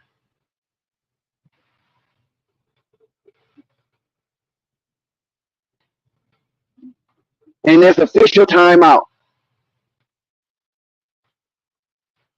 Um, Jake Stephen was a little loose with the ball, got a little reckless, clumsy, and it ended up becoming a steal from the Denver Nuggets. But they didn't capitalize off that turnover. Leaky Black did get a rebound off a shot missed from the distance, and then Fall Draw missed another shot from the distance. So Denver is trying to win this game from beyond the arc, and they're having a terrible time trying to do so. So now there's a official timeout. We got a commercial break. I'm trying to stay aboard to see if Lamelo Ball get interviewed. I don't know if he did or if he didn't because I'm not watching it like that. But Lamelo Ball, I thought, was scheduled to be interviewed during this game. The Hive is out in full.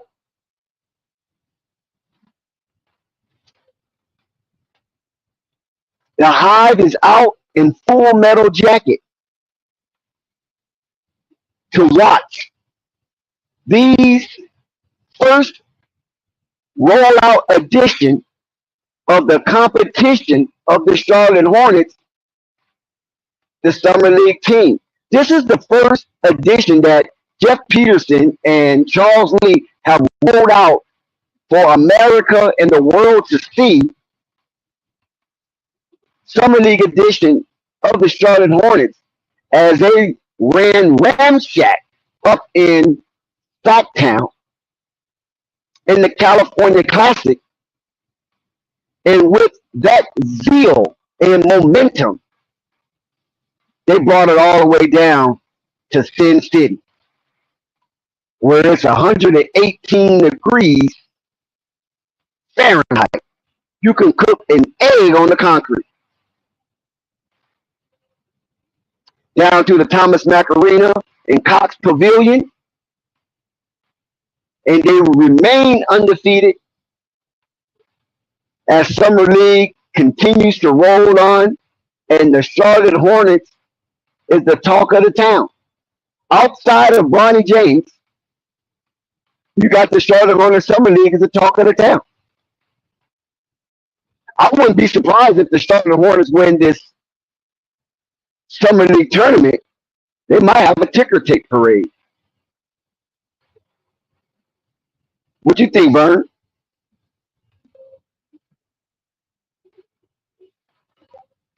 Charlotte is up 15 as they expand their lead over the Denver Nuggets. The Denver Nuggets is stuck at 44. So is it the intense defense displayed by the Summer League kids of the Charlotte Hornets? Or is Denver just having one of those nights where just nothing's going their way and there's a lid on the bucket? Charlotte up 15 as we close out the third quarter. 1 minute, 38 seconds left to go. And they need to finish this third quarter out strong.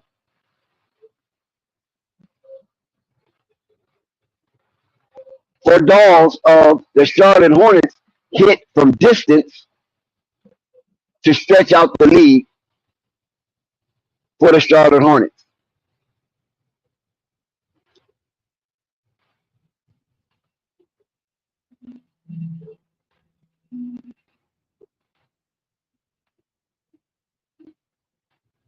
Y'all come in, hit the like button.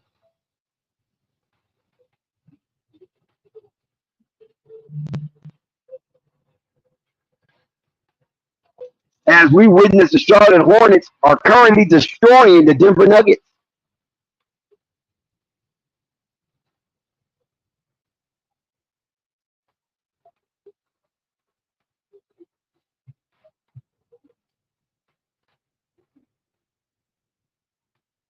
Getting the Charlotte Hornets and remain undefeated and continue to be the talk of the town in Sin City.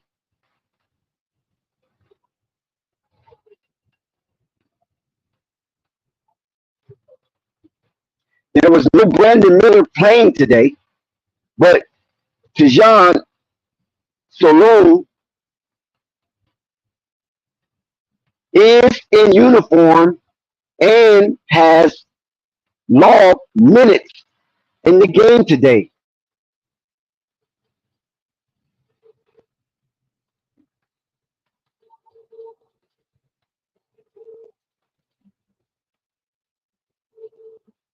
Denver's trying to make a comeback as the third quarter comes to a close. Denver made a tremendous run. What happened? Charlotte Hornets has relinquished a chunk of the lead and they're only up by 8. So it's a 7-0 Denver run. And we know basketball is a game of runs and momentum. So Denver was going to make a run, but they didn't close the gap enough. So the Charlotte Hornets remain on top, 59-51. But Denver did close the double-digit lead to single digits. So we're going to have 10 minutes of basketball to see if the Charlotte Hornets remain undefeated in front of their squad or squadron that came out to witness them play.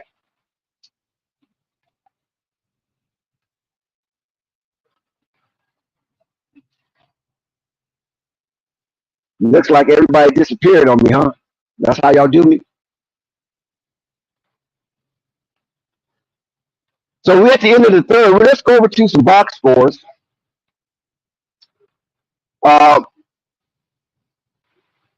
Nick Smith Jr. lead all Charlotte Hornets with 12 points. And for the Denver Nugget, T. Alexander leads all scores with 18. So those are your marquee players on the scoring tip. And the Charlotte Hornets remain on top as we close out the third quarter.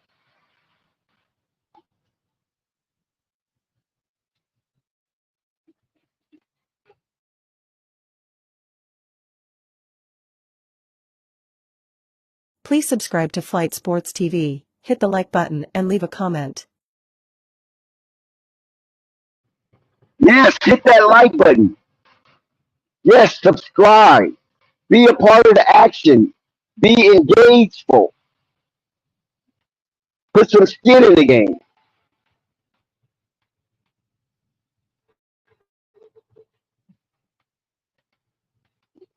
This stream is being powered by Flight Sports TV, giving you the best of play-by-play action as we delve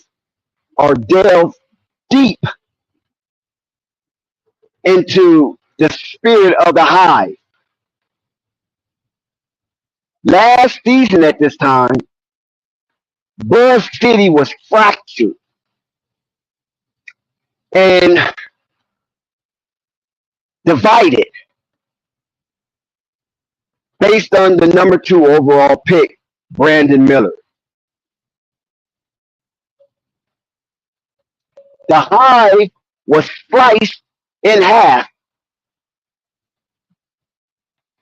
on their opinion of who should be picked as a number 2 overall pick. And 2 individuals reign supreme in the thoughts and mind of Buzz City faithful. Half Brandon Miller, other half Scoop Henderson.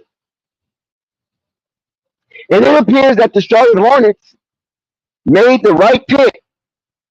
And even though it caused a chasm in the fan base, Brandon Miller, with his excellent and fantastic play during the regular season, mended the wounds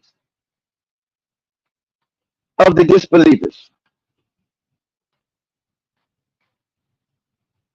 And now Buzz City has united behind Brandon Miller as he goes forth to be one of the top tier talents in Charlotte Hornets recent years.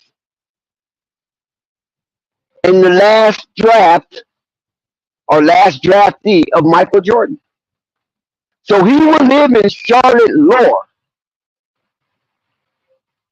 as the second highest pick ever and the last pick from Michael Jordan. So regardless of Michael Jordan miscues and misses in the draft as a talent evaluator, Brandon Miller could erase all bad versions of Michael Jordan talent evaluating system. If he continues to play like he did in his rookie season and not hit the sophomore wall like a lot of rookies do. A lot of rookies come in blazing and then they hit that sophomore wall. Will Brandon Miller be a victim of that? Do you see Brandon Miller hitting a sophomore wall, aka sophomore jinx?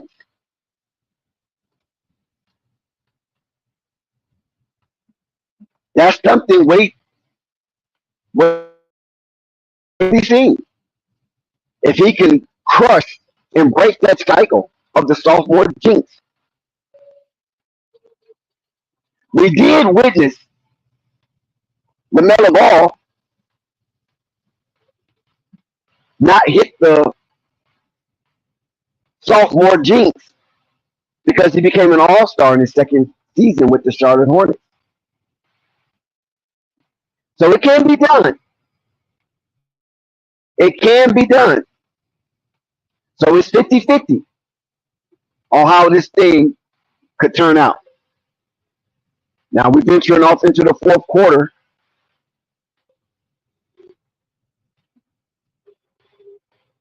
Charlotte Hornet only leads by 5, so the Denver Nuggets have cut in to that lead by 10. So plus 10 for Denver, but they still remain behind, and they got a little more work to do to catch up to Charlotte as they hold a 5-point lead.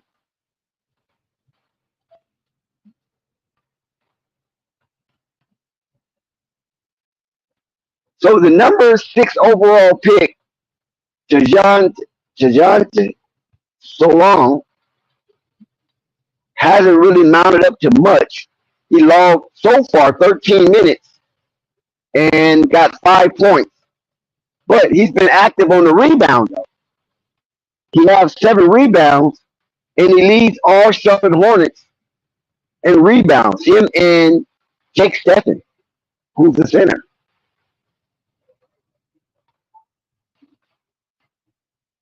Please don't tell me I'm up here all alone.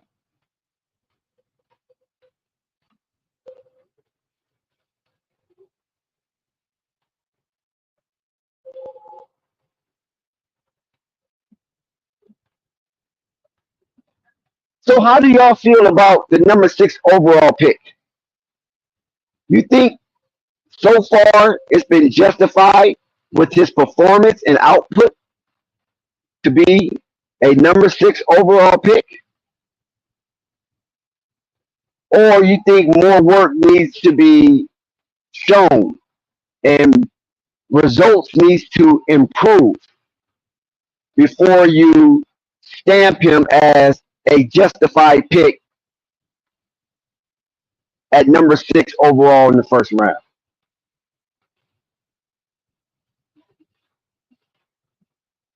This is Holly Heat of the Hot Seat with Holly Heat, and this is Flight Sports TV. Thank you for that brief intermission. You see how they do me? They leave me all by myself, huh? Cold piece of work.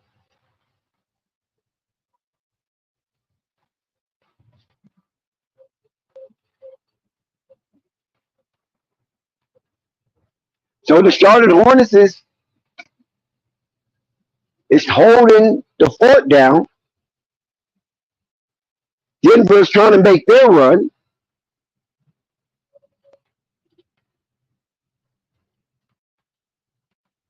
Let's see if Denver can be successful and have enough left in the tank to make this last pitch run at the Charlotte Hornets.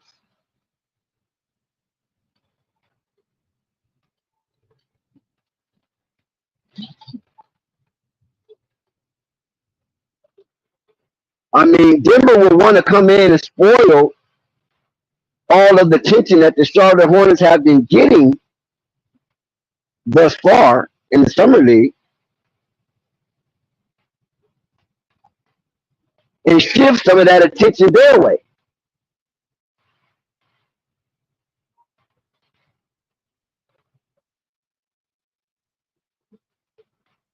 But the Charlotte Hornets, I think they're enjoying this kind of attention and low-key celebrityism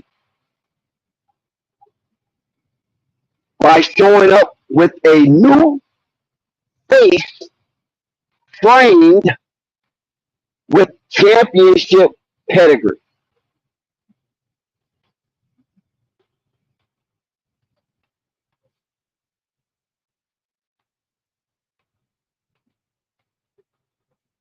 So we'll see how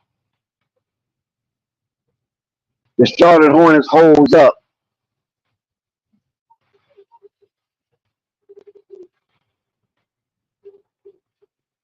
in this scorching heat under the dome of Thomas Mack Arena.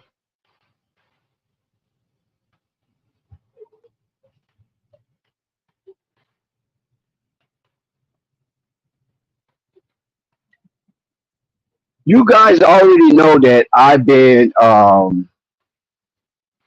thorough advocate as the Charlotte Hornets go up by 9, 66-57. I like the low scoring that they're keeping Denver in, and we're practically halfway through the conclusion of this game. Just a little over halfway to the conclusion of this game, and Charlotte looks like they have a commanding lead.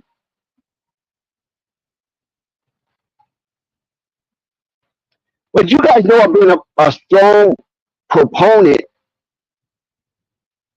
of the Chicago Bulls lottery pick. Top 15 lottery, or top 14, I think. Lottery is 14. Lottery pick and Matty B.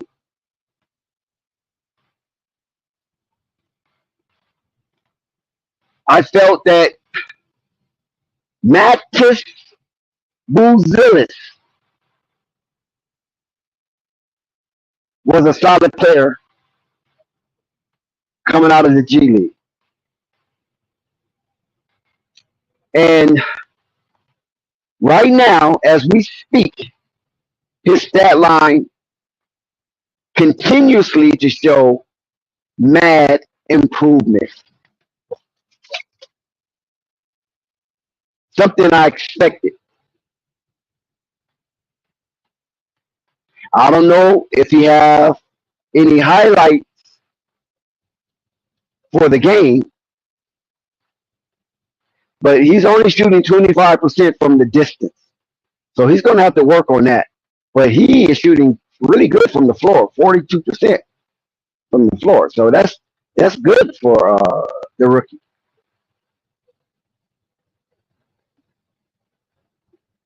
And he leads his team in scoring as I speak. Chicago is having their way with the Detroit Pistons 69-60. So there is a Matty B watch, aka Bullzillis. There is a Matty B watch.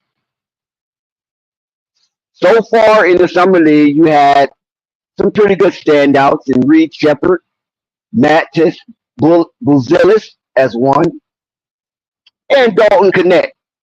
It's kind of quiet over there because the Lakers has yet to get on the winning ladder or winning portion of the summer league. They're over right now. But Dalton Connect is playing pretty good. But outside of that, it's not really much murmur going on with this draft class. But I think my rookie of the year could possibly be the Bulls' number 11 pick, Mattis Bullzillis. He could be a shoo-in for rookie of the year because Reed Shepard, he's over there in Houston, and there's going to be fisticuffs over there in Houston with him.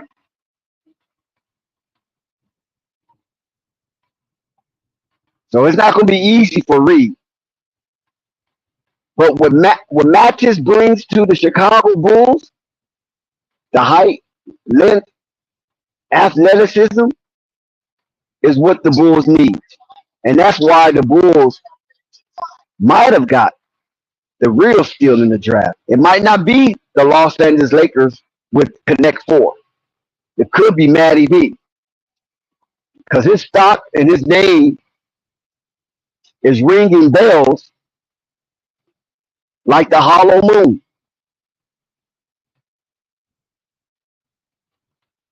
We're going to see if that holds up or it was just a summer league thing when training camp begins. Charlotte continues to lead. They up by 8, 74 to 6, up by 12. They're up by 12, 74 to 62. And it looks like this one might be in the bag for the Charlotte Hornets. Because one thing you can say about the Charlotte Hornets is that they come in a snatch bodies. The Charlotte Hornets look like the new body snatchers in Summer League. They don't look all wild and frenetic and reckless, selfish, without direction. This team looks like it is more pinned on focus and execution than ever before. And if you can get that from guys that has been in a doggy-dog world, right? Because we know Summer League is doggy-dog. Every man for himself. And if you can get that from these young men to come together, coalesce into a core in Summer League, imagine what you're going to get from the Charlotte Hornets when the real team step out on the floor. Because this is the first edition of competition that has been rolled out for our eyes to observe. And it is very pleasant to see this kind of structure and organization in round ball. Because we know Summer League is doggy dog, every man for himself. But now that has been altered for Charlotte Hornets Summer League players. Different mindset coming in this season. Brandon Miller leading the charge, Charles Lee directing the choir, and they got off to a tremendous start. And now nobody on the Charlotte Hornets want to be the team or the guys that break the streak.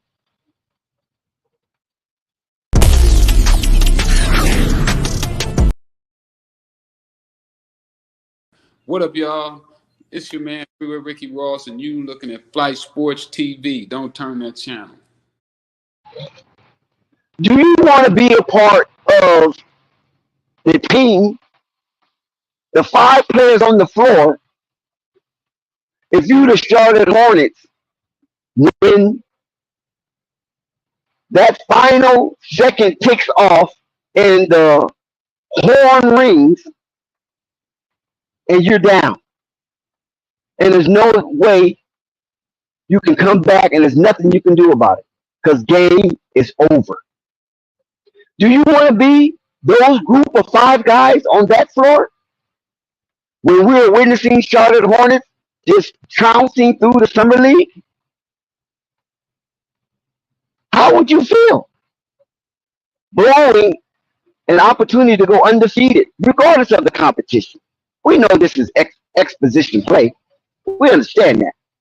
But you still want to have something to boast about, that you summer league champ. And then you can take that and turn it into a zeal and use it to thrust you forward while the momentum of a winner hangs in the balance by your hard work and effort as a Charlotte Hornet. Do you want to be that guy in that uniform that disappoint the hive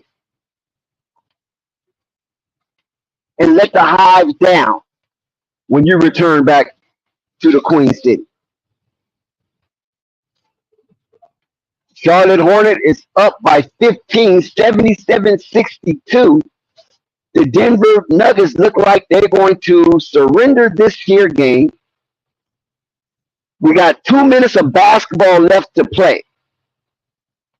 And Charlotte Hornets' undefeated summer league season continues as the full Metal Jacket squadron has been unleashed onto summer league play. We got the upper echelon of Charlotte Hornets talent in the Sin City roaming around in hellish temperature, 118, 115 degree weather in Sin City, but their eyes have been set upon a winning situation at the Thomas Mack Arena, Las Vegas, Nevada. Summer League action is in full effect, and the Charlotte Hornets are undefeated. The Charlotte Hornets will remain undefeated in this year's Summer League play.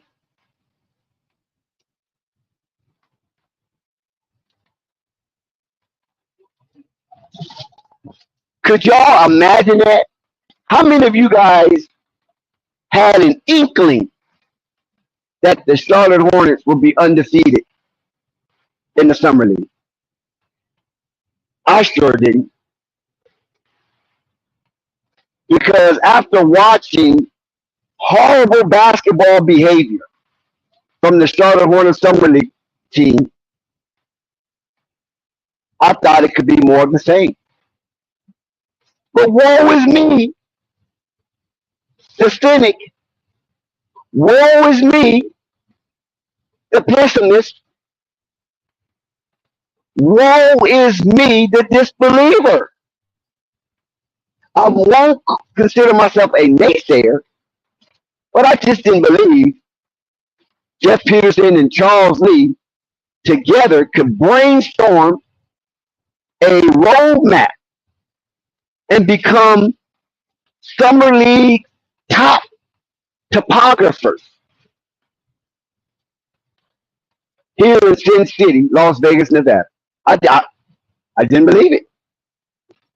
Now, they could have won one game, but no. The Charlotte Hornets has won, I believe, 5 consecutive games, counting this one this evening. We got 1 minute 37 seconds left. Charlotte Hornets have broke the 80-point threshold. The Denver Nuggets is stuck at 66, so that is a 14-point differential. And there's not enough possessions left in the time clock that the Denver Nuggets can come back in this one. So we can safely say the Charlotte Hornets will remain undefeated.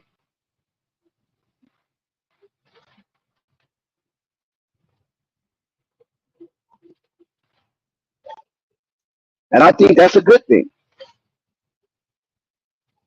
As the Detroit Pistons have taken the lead over the Chicago Bulls,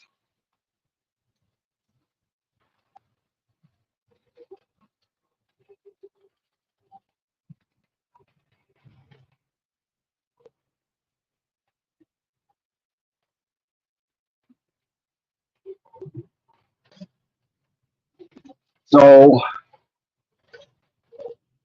we got 41 seconds. The fast clock has officially been engaged.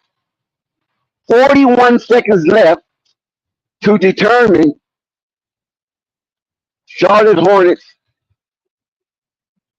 continuance and dominance on the Summer League opposition. So shout out to them for being the aggressors in this here year's Summer League 2024. As we wind down the end of this exposition with 26 seconds,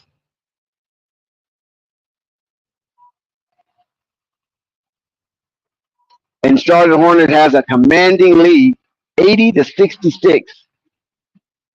Under 25 seconds left to play, and we can call this for the Charlotte Hornets.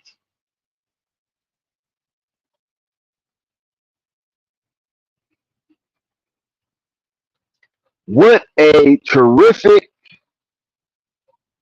demonstration the Charlotte Hornets put down on the Denver Nuggets as they soar into the undefeated bracket, and I believe this qualifies them for the Summer League tournament round robin.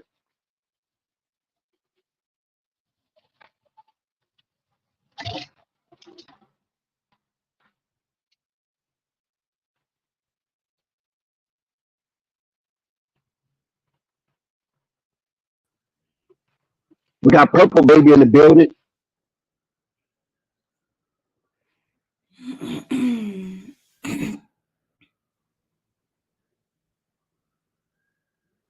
What's going on, Purple? Nothing much.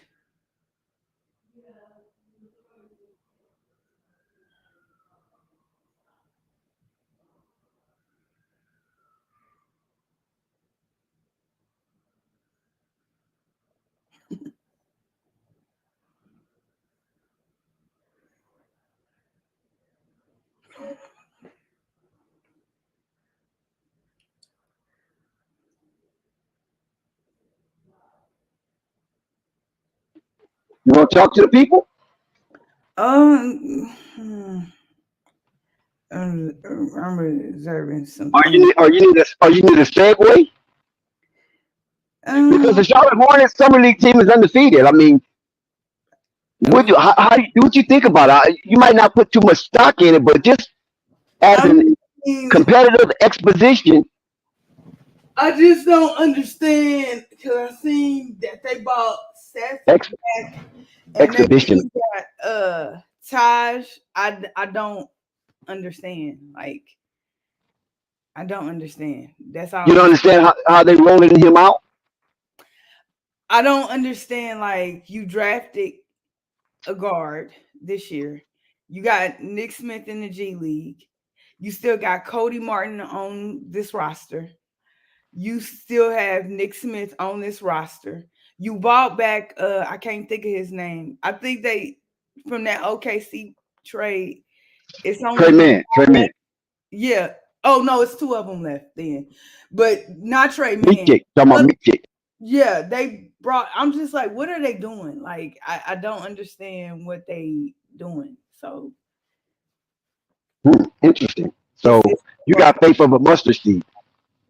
Yeah, I'm trying to figure it out. Well, have you watched Tidjane Salaun, the number 6 overall pick for the Charlotte Hornets? What you think about his basketball behavior? I feel like I'm confused on that too because, like I said, I think I like him, like his qualities about him. I just feel like Charlotte took him too early, but like I don't understand. That's why I don't understand the Taj Gibson, and you still got Grant Williams on this roster. You re-signed Bridges. Like I don't understand. Like at all. I don't understand what they're doing. It looks like it's gonna be another year where they shoot poorly as a Oh, team three. well, you still have the training camp. I mean, it's still an off season, officially still an off season. So no, there's no fixed roster as of yet. They're still moving the more players. And the executive staff is dependent on Vegas summer all 30. So there's a heavy representation. There's going to be heavy network. There's going to be chatter, fodder, banter, and even negotiations across the tables of these individuals to try to improve their roster or their salary cap situation. Yeah. And I forgot about Josh Green. They, with Dallas, I want to know who's the GM in Dallas.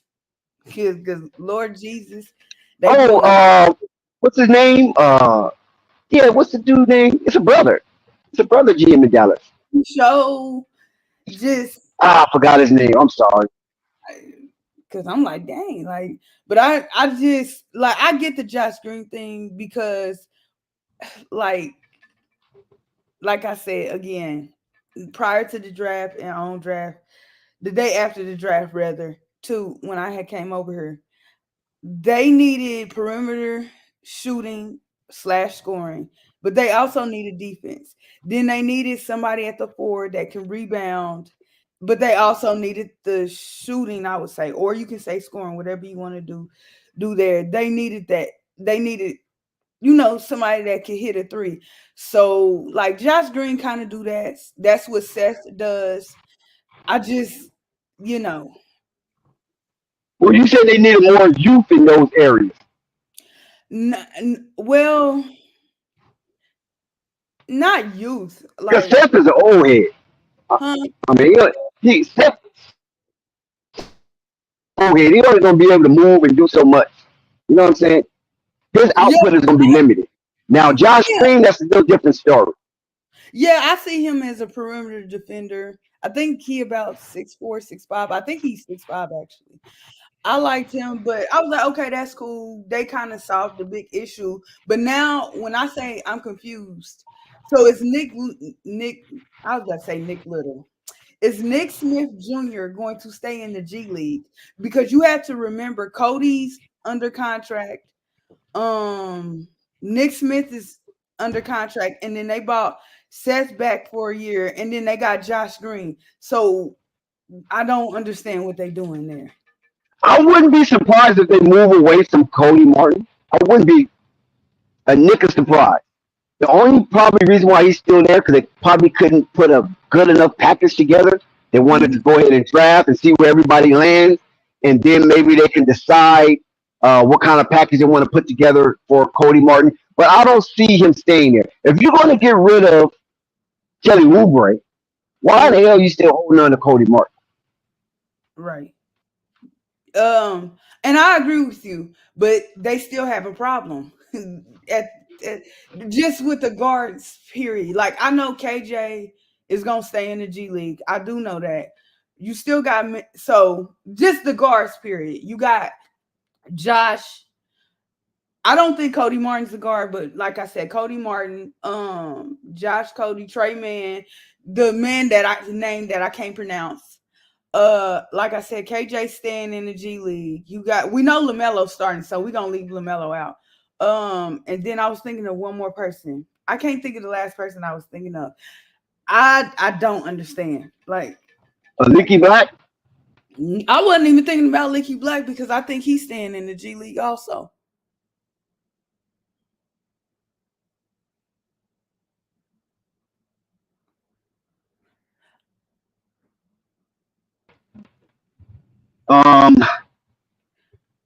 Well, I mean, we just have to see, man. Have to have faith that Jeff is going to figure it out. That he got a cornucopia of talent and a logjam at the guard position is almost reminiscent of the old regime, right? Yeah. And then the front court, they don't have anybody, and it's hard to find those type of guys. Like even though they coming out more and more in the draft, it's still kind of tricky. It depends on the team, but like this Bridges at the 4, like, and Mark Williams is not an offensive big. Like this, I don't know, man. Like, and neither is the rookie that they drafted at 6. So that spacing is gonna be bad as hell. But I hope the rebounding is fixed. That's what I will say. I feel like it might be fixed. Hopefully.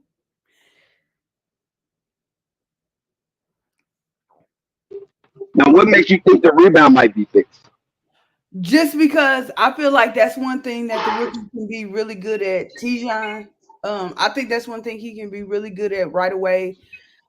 Perimeter or post defense, I'm not sure. What's good, Purple Baby?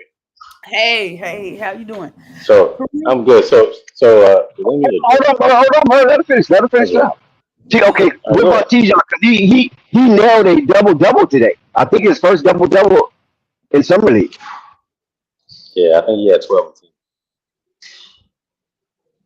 Yeah, and I'm not worried about Mark because, like I said, he can do his things with blocks. My, it's just like it's just tricky. Like I like Taj. Taj can give you some impact. He can space the floor a little, but you know, Taj, like what you were saying about Seth being older, but that's all. Like I do feel like the rebounding. I think they got guys in there to rebound like solidly. I just worry about that spacing.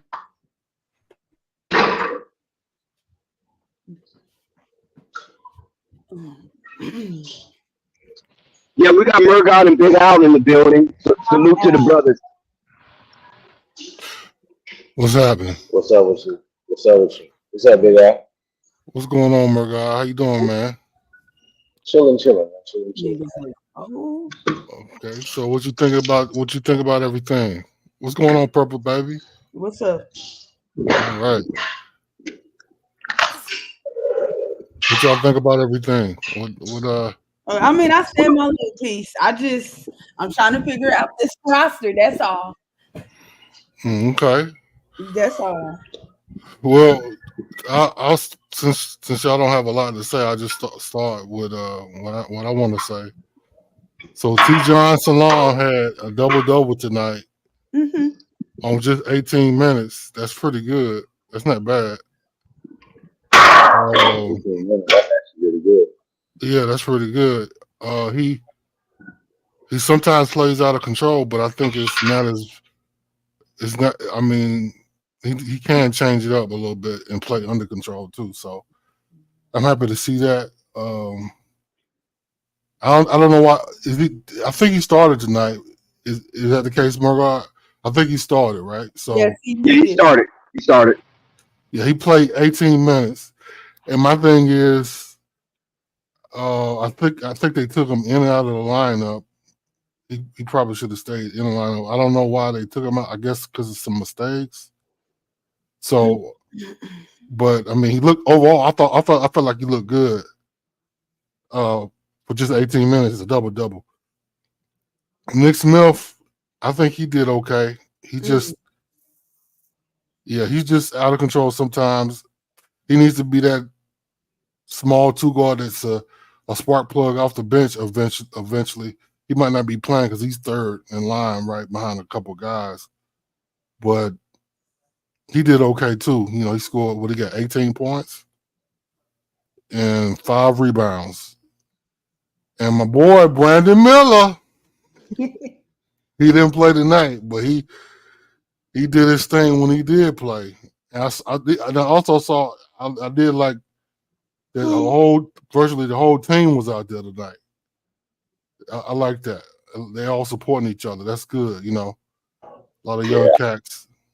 Yeah, I agree with you on that. I did like. I seen that photo too. I did like that. The whole team out there. Right. So I mean, I don't know about you, Purple Baby. I think you said you didn't like the Josh Green. I love the Josh Green pickup. No, I didn't say I didn't like him. Okay, I love it. She's concerned about the log jam at the 2 or at the guard position, which I think is actually a good problem to have. Because now you get to sort things out. Now you get to sort things out, including the fact that Cody's going to play the 3. He's going to be the backup behind Miller unless they change that and get somebody else. So Leaky Black, if Leaky Black moves up on the main roster, he's going to play the 3 behind Cody. So the 3s are Miller, Cody, and Leaky Black. And so, but Miller's going to be flex. He's going to play the 2 and the 3. Mm-hmm. So, which is just wing position. They alternate. And at the 4 is going to be Miles Grant, and Tidjane. So that's how that's going to work. And at the center position, you got Mark, Nick Richards, and of course Taj Gibson. Right. And I think all the people they got though, my God, and I think it's based on the fact that we don't know what's going to happen injury wise. You know, nobody can project that BS. You know what I'm saying? So 1 minute somebody's healthy, next minute they out. So they're trying to you know, I agree shore themselves up, because we also have to factor in Micic. You know, he the point. He behind Melo. I don't know what they're doing with Reggie Jackson, but he behind Melo. Or is it? Yeah, I think he's behind Melo because Trey Mann is playing the 2 behind probably Josh Green, right? So, and Micic is playing for Jokic. He's playing with Jokic on the FIBA team. Yeah, I think it's Slovenia. I think I seen them pop up his stat. No, Serbia. He plays with Serbia. Yeah, he's playing with Serbia. That's why Jokic is trying his hardest to get a trade done so he can get him on his team, so he can get him on the Nuggets. Oh, he's trying to get to the Nuggets. Yeah, Jokic. Yeah, they talked about it this early in the offseason where they were trying to get Micic to the Nuggets. Oh, okay. I wouldn't have a problem with that. I hate to say this. I mean, I think he's okay, but I wasn't crazily impressed by. I mean, he did good though. Let me not shit on his name, nothing like that. But I just feel like I don't know. Yeah, I don't know, but I'll leave it alone. But if that happens, I'm fine with it. But I just want somebody good in return. You know what I'm saying? If we're going to do that, that's all I'm saying, man. Which I love. I know y'all probably think I love the Miles Bridges pickup, re-up. I'll be honest. I know some people don't, but I love it. I'm glad they did that. I hope what he was saying that he wanted to be in Charlotte was true, and I hope he wants to be a part of the new regime, because this new regime look like they know what they're doing, or at least like they look like they want to do something good. You know what I'm saying?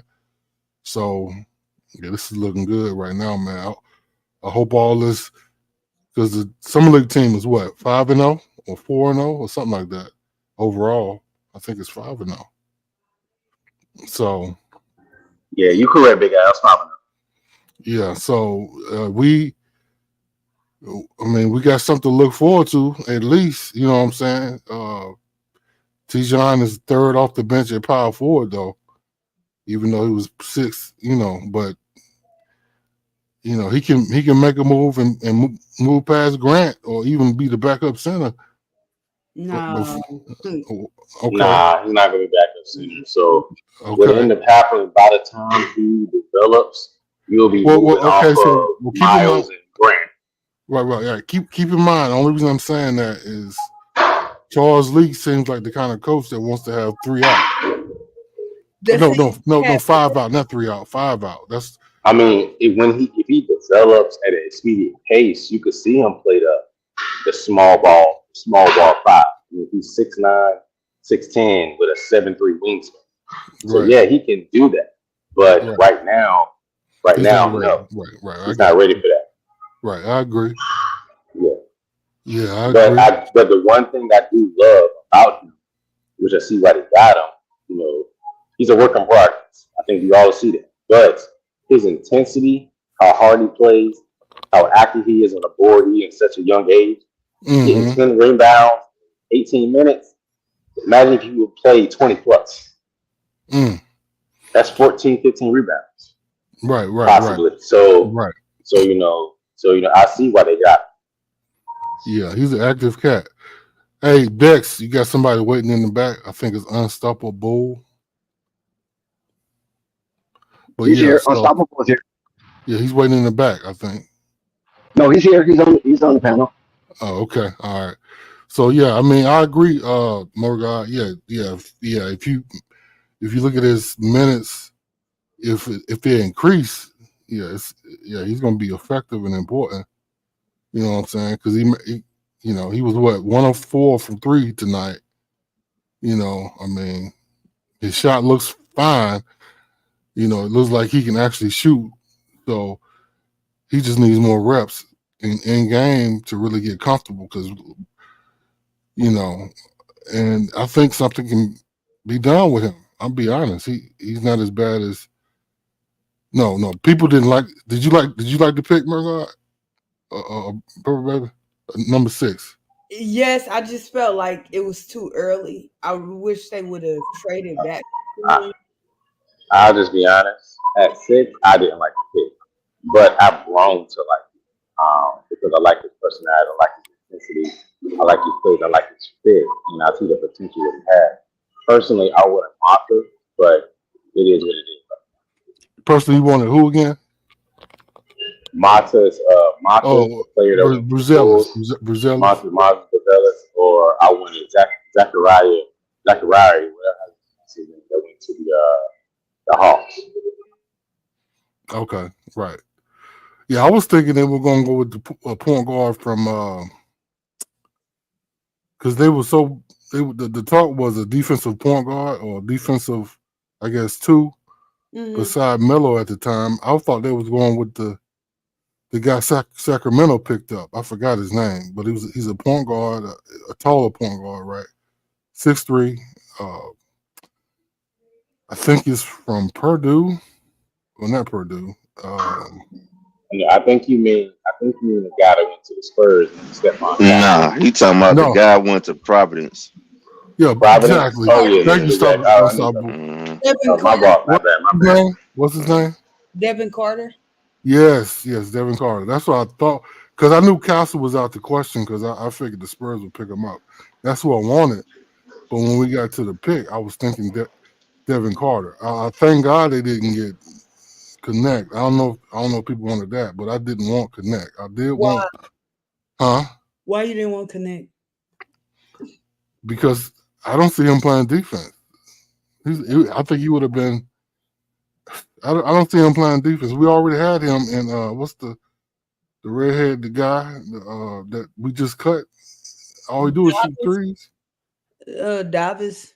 Yeah. Bertan, same player. Yeah, Davis a little taller. Bertram. Yeah. The caveman. Yeah, caveman. That's what they call him. He's the same player. I mean, I don't see any difference between him and Connect. I'll be honest. You know, I feel like we need, as a younger team, we need guys that play defense and like they say, that culture change. You know what I'm saying? So yeah, I'm glad we didn't get him. I'll be honest. They were talking about him. I was like, oh no, please. And I wanted Devin Carter. So, but they went with the Salaun, and I was like, okay. That threw everybody for a loop, you know. But looking at his highlights, he can shoot the three. He's a hustler. I mean, you know, he might turn into something. That's all I can say. Unstoppable. What's your take? I heard you on the line yesterday. I mean, I've been on here for a little bit, but last year I'm familiar with Murgaard and Purple Baby, and I think it's a lot of new cats coming on. I don't know if you knew, but what's your take, bro? I didn't give my take. What I'm guessing the direction Hornets is going. Yeah. I mean, I assume the Bulls is your team. Is it the Bulls your team? Yeah. I got to roll with the home squad, but I think let's stay before Hornets. They going in the right direction. I actually got them making the playoffs this year. I don't know. As a player team, don't put us on the pedestal right now, bro. I think they're making. Don't jinx us. I'm just being realistic, man. I think y'all got a real good shot of making the playoffs. As a I got playing, but I see where you're going. So I see where you're going because listen, man, when you think about it, it's really only 4 legitimate teams in the East, and then the 3 wild card teams are the Pacers, the Cavaliers, and the Heat. Those teams are very beatable. I mean, they ain't going Hornets beat the Pacers last year, beat the Heat, so they're very beatable, and beat the Cavs last year. So those teams are beatable and inconsistent. Yeah, I got the Heat sliding out. That's why I say I think exactly. I don't trust the Heat. You know, I don't trust the Heat, and I personally still don't trust Tyrese Halliburton. So I think Pacers be straight. It's just the Heat. I definitely got the Heat sliding out. So I think they got a chance. Now, I got them at playing right now, but I see where starting where he's going. Right. Yeah, that's what I said, man. Everybody just don't need to be worried about the Hornets, man. They making the right decisions. They got rid of them bad contracts, you know. They got a the owner and they trying to win now. So they just got to develop. We actually got a front office that give a damn about the team. I ain't hear you. What'd you say? I got a question for you, Unstoppable. What's that? How do you feel about the direction of the Bulls? I want to know your opinion on the direction of the Bulls, as well as what do you think basically they should do front office wise? Do you think they need to make some changes as far as like head coach and front office personnel? And how you feel about the direction in the draft? I like the direction they're going. They finally decided to rebuild. I think they should keep the front office because let's be real, they kind of technically did put a competing team together, but nobody's seen what was going to happen with Lonzo. He was way more important than people really thought he is. You know. As far as the coaching change, I think they need to change it. I never was a fan of Billy Donovan anyway.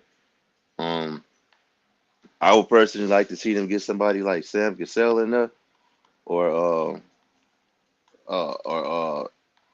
Adrian Griffin Jr. No, Adrian Griffin, excuse me, because Jr. That's his son. Um, what was other? As far as the pick, I mean, I like him. You know, he's doing his thing in summer league, but you know, it's summer league, so I ain't gonna get too excited. You know, I want to see what he do in the regular season. Who's the pick again for the Bulls? I forgot. Matt Busilis. I think that's what Oh, I'm pronouncing his Brazellus. name. Oh, okay. Yeah. Okay. Y'all picked Yeah. up somebody that plays point guard, didn't you? Yeah, Josh Giddey. Yeah. What you think about the mixture of him with Kobe White? I think that'd be cool together. You know, he Who gonna give up playing that the? ball. You know, He just gonna give the ball up. he gonna give it that ball so he can play. I mean, so he can do his thing. You know, So it's go ahead. who gonna play point guard though? Kobe White or Josh Giddey? Josh Giddey. Oh, okay. Okay. Josh Giddey. Kobe gonna be, of course, play the two. Okay. And what's the word on Lonzo? Cause he back, right? Yeah, some folks think they gonna get rid of him. I don't. I think they gonna keep him. I think they gonna be like, you know, shit, we done waited all this time for him. Might as well, you know what I'm saying? Ride it Yeah. out till the wheels fall off. You know. Yeah. Is he gonna get Jello on the team? Lonzo. Yeah. Is he gonna You get never Jello on know. the I don't team? know. Because he don't need to play for the Hornets. I don't know, man. That's gonna be hard to say because the issue he dealing right now. Now, if he was healthy for the season for his throughout his whole contract, I would say yeah, I like his chances of getting him. But right now, I would have to say no because shoot, he got to focus on showing that he good to even Right. get a good NBA contract. You know what I'm saying? A Yeah. reasonable contract. So yeah, Okay. Well, yeah, I mean, yeah. So according to Murgaugh, we got 2 tiers or 3 tiers of teams. We got 4 definites, 3 wild cards, and everybody else is up in the air. I guess Charlotte is up in the air where everybody else in the 3rd tier. yeah. But don't be shocked they make the playoffs, bro. I wouldn't. I'm telling you now. Yeah. I would. Depending on how healthy Lamelo Ball is, Mm-hmm. they gonna make it. Yeah, I They agree. gonna shock a lot of people. I agree. They got a solid core. I mean, the players complement each other. I'm glad we didn't get scooped. Right. Now everybody happy they get scoop. Before then, it was get scoop. I was like, get nah, scooped. man. Yeah, Brandon Miller, the one that you want to get, man. Like, don't sleep on him. Yeah, we Definitely all. He need to be playing in the summer league. Who, Scoop? Yes, man. Nah, he said, no, I ain't got to play no summer league. He said, needs nah, to. I'm great. He needs to. Right, I agree. He gonna come around, you know. I think he'll be better than what some people say he will. But when it's all said and done, I think your folks gonna look back and be like, damn, I'm glad we got Brandon Miller. I'm telling you, he gonna be good. Yeah, Brandon is good, man. I just want everybody to stay healthy, and we got something special, man. That's the key thing, man. If we can stay healthy, right. And I think this new regime and their mindset to actually improve the facilities, the stadium, and I think they got rid of the whole front office. That's awesome. That's a big deal. So. Right. So we got future, we got some things coming forward. Oh yeah. That was a future.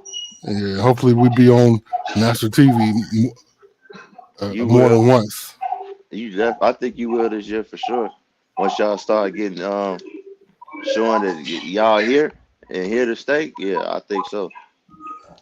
Yeah, and hopefully some of these fans that may have made Charlotte their second team, like yourself, actually switch to Charlotte full time in interest. That's what you got hard to do, man. 'Cause you know that's that hometown, bro. I gotta rep the hometown. You feel me? I got you. Because You know? everybody root for the Hornets, but as a second team, well, I'm not Right. rooting for a second team. That's my first. But because I'm in Charlotte. But Right. it's all good.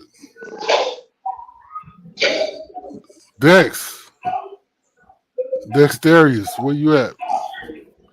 Had a question for you, sir. I'm here. I'm on deck. So what's your take?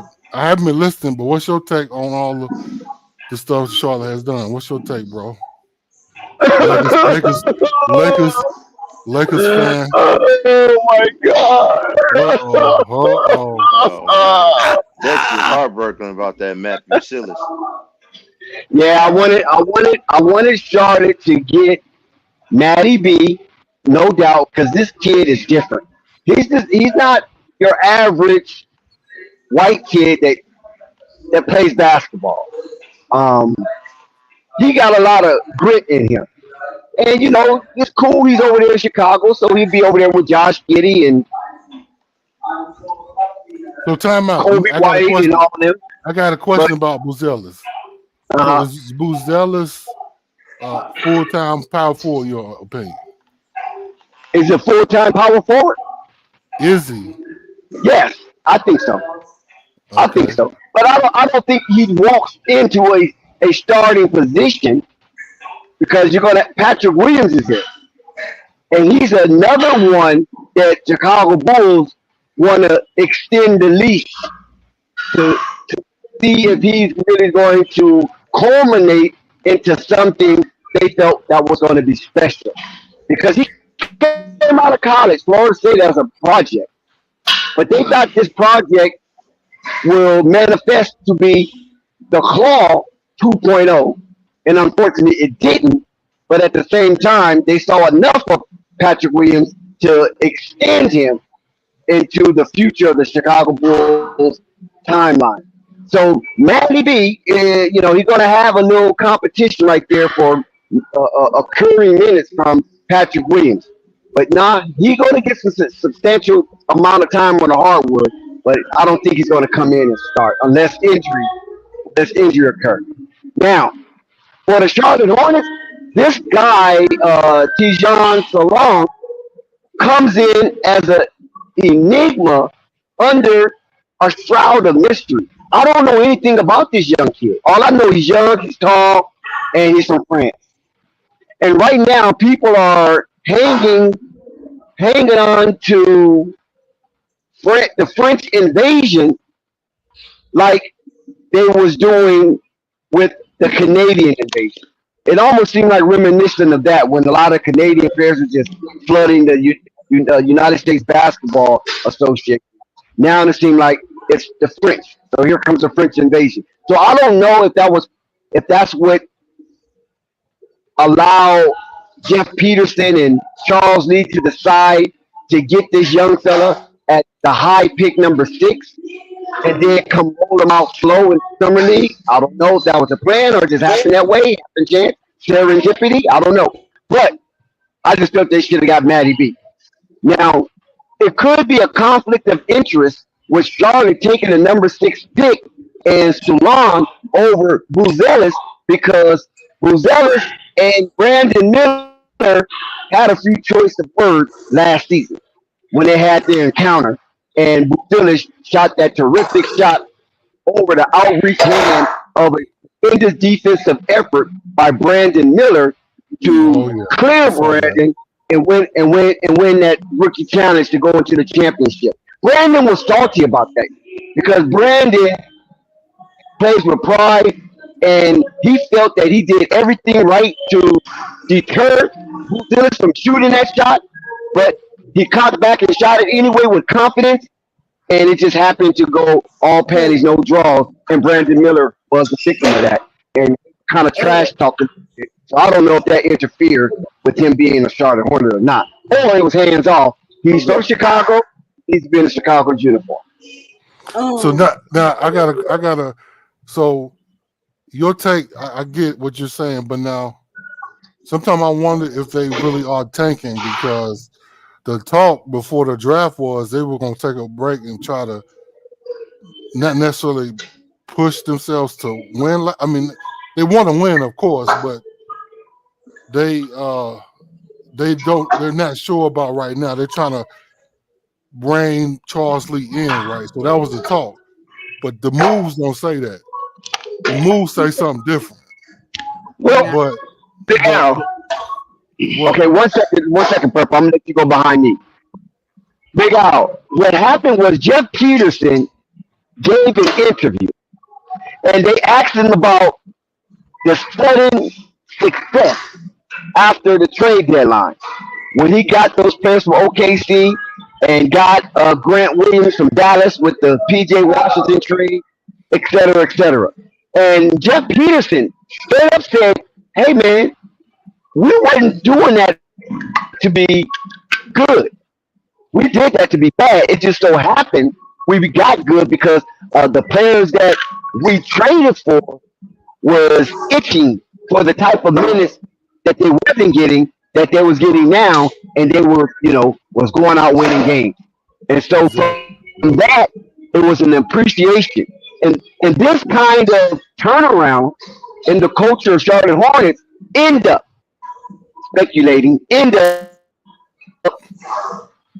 attracting the attention of Charles Lee. So Jeff Peterson in serendipitous type flavor got the Charlotte Hornets to be good instantaneously for that short incremental period after the trade deadline by accident. That wasn't his intention. He was just trying to dump contract, get some guys, and then figure it out from there. But those guys is out there balling, right? Go ahead, Purple. You got it. I would just say, like, I guess Miles' value ain't what I thought it was. That's first of all. But I just look at it like, okay, they came in, making calls and whatever. Because we got to remember, the Hornets was over the camp nowhere near the apron, so that was a good thing. But like, it was just weird to me because I liked it. Bruce Willis also. So like, I remember thinking, okay, I don't mind his shooting.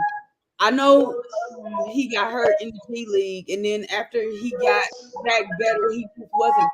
I mean, not the G League, the Ignite team or wherever he was. I know he got hurt, and I was just like, I'm a firm believer in this. One thing you better do is if they say that you a shooter, like you gonna have like nights and stuff like that, but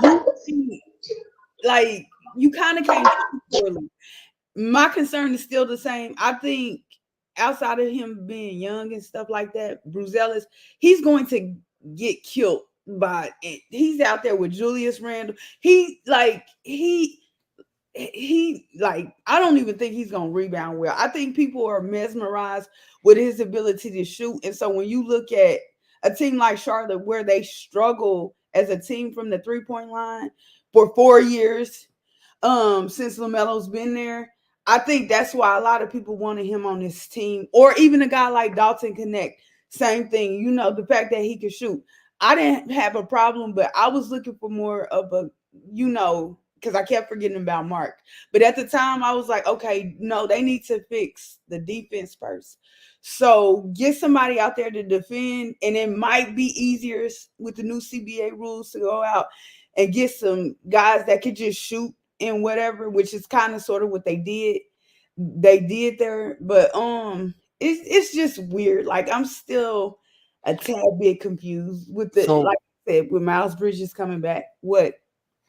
Wow, Purple, you hit it on the nail. That's where I was going when I asked Dex, is Montes Buzelis a full-time power forward?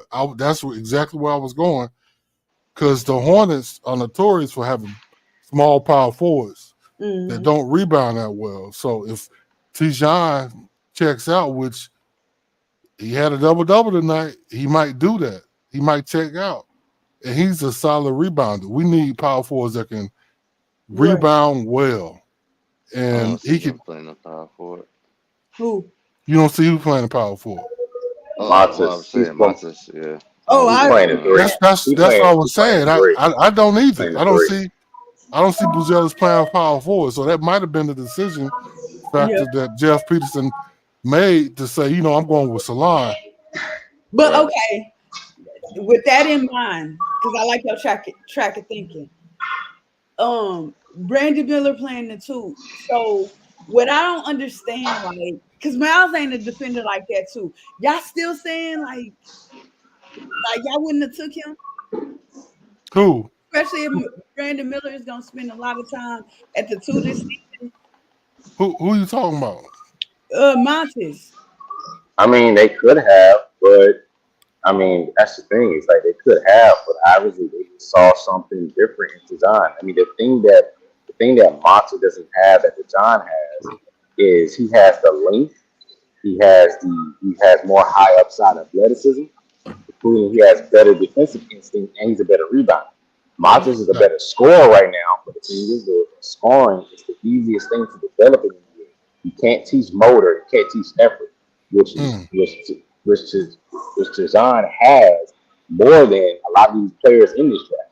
His motor is nonstop. I mean, he's 18 and he's just hyper active. And you saw that tonight. He got 19 minutes. So I think that's the difference. And he's only 18 years old. They're going to be able to develop and be able to mold into whatever they want to.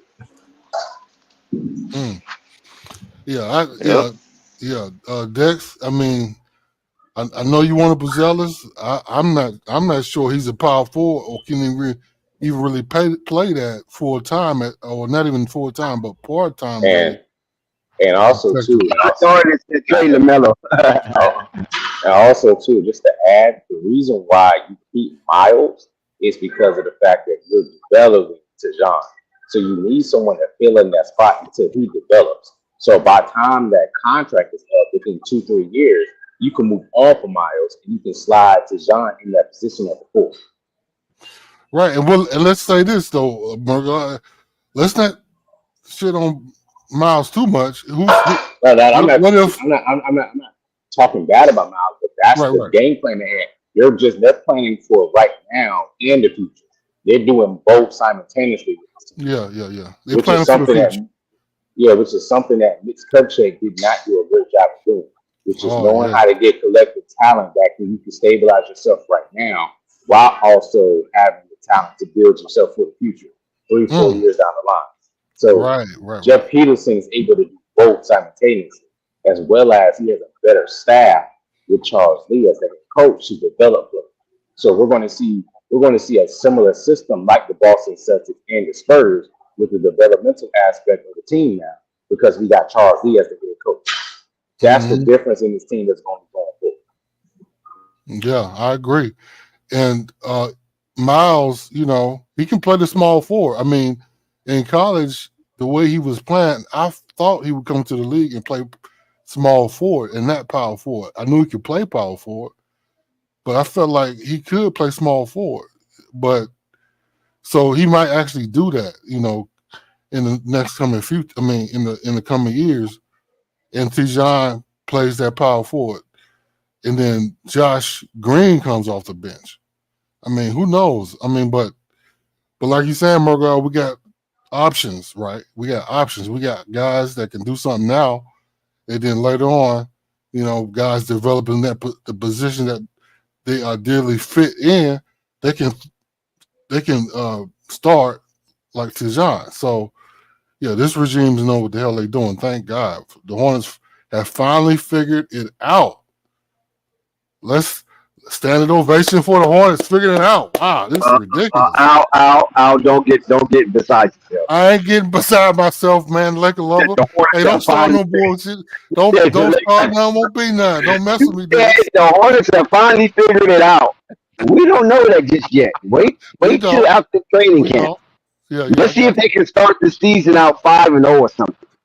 Yeah, I agree. I'm just, sometimes, people get excited, because you ain't seen nothing and no light at the end of the tunnel in how many years, my man? I mean, give me some credit. I mean, I'm just excited about something working out finally. I mean, 2021 was your best season starting out in recent years, right? Because y'all went, I think, 4-0 or something like that. Yeah.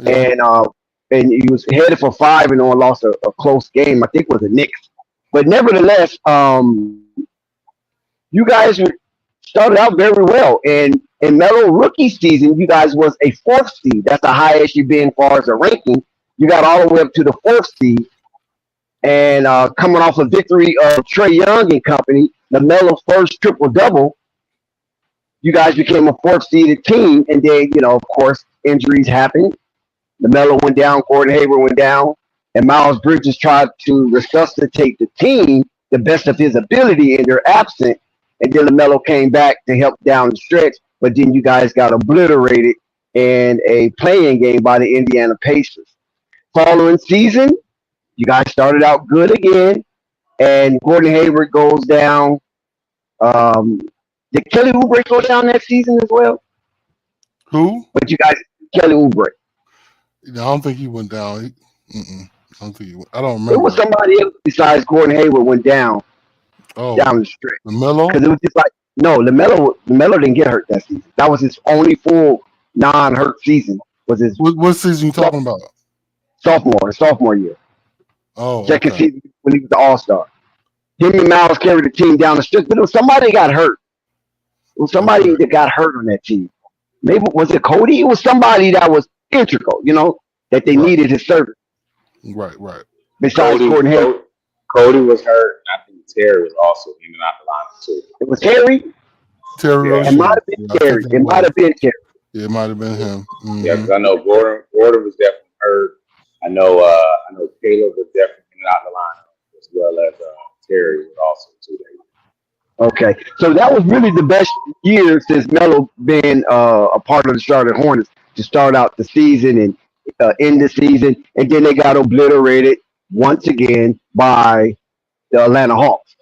And Trae Young didn't even have a spectacular game. That's what frustrated me. Trae Young only shot a few percentage better than LaMelo, and we know LaMelo was dog boo-boo.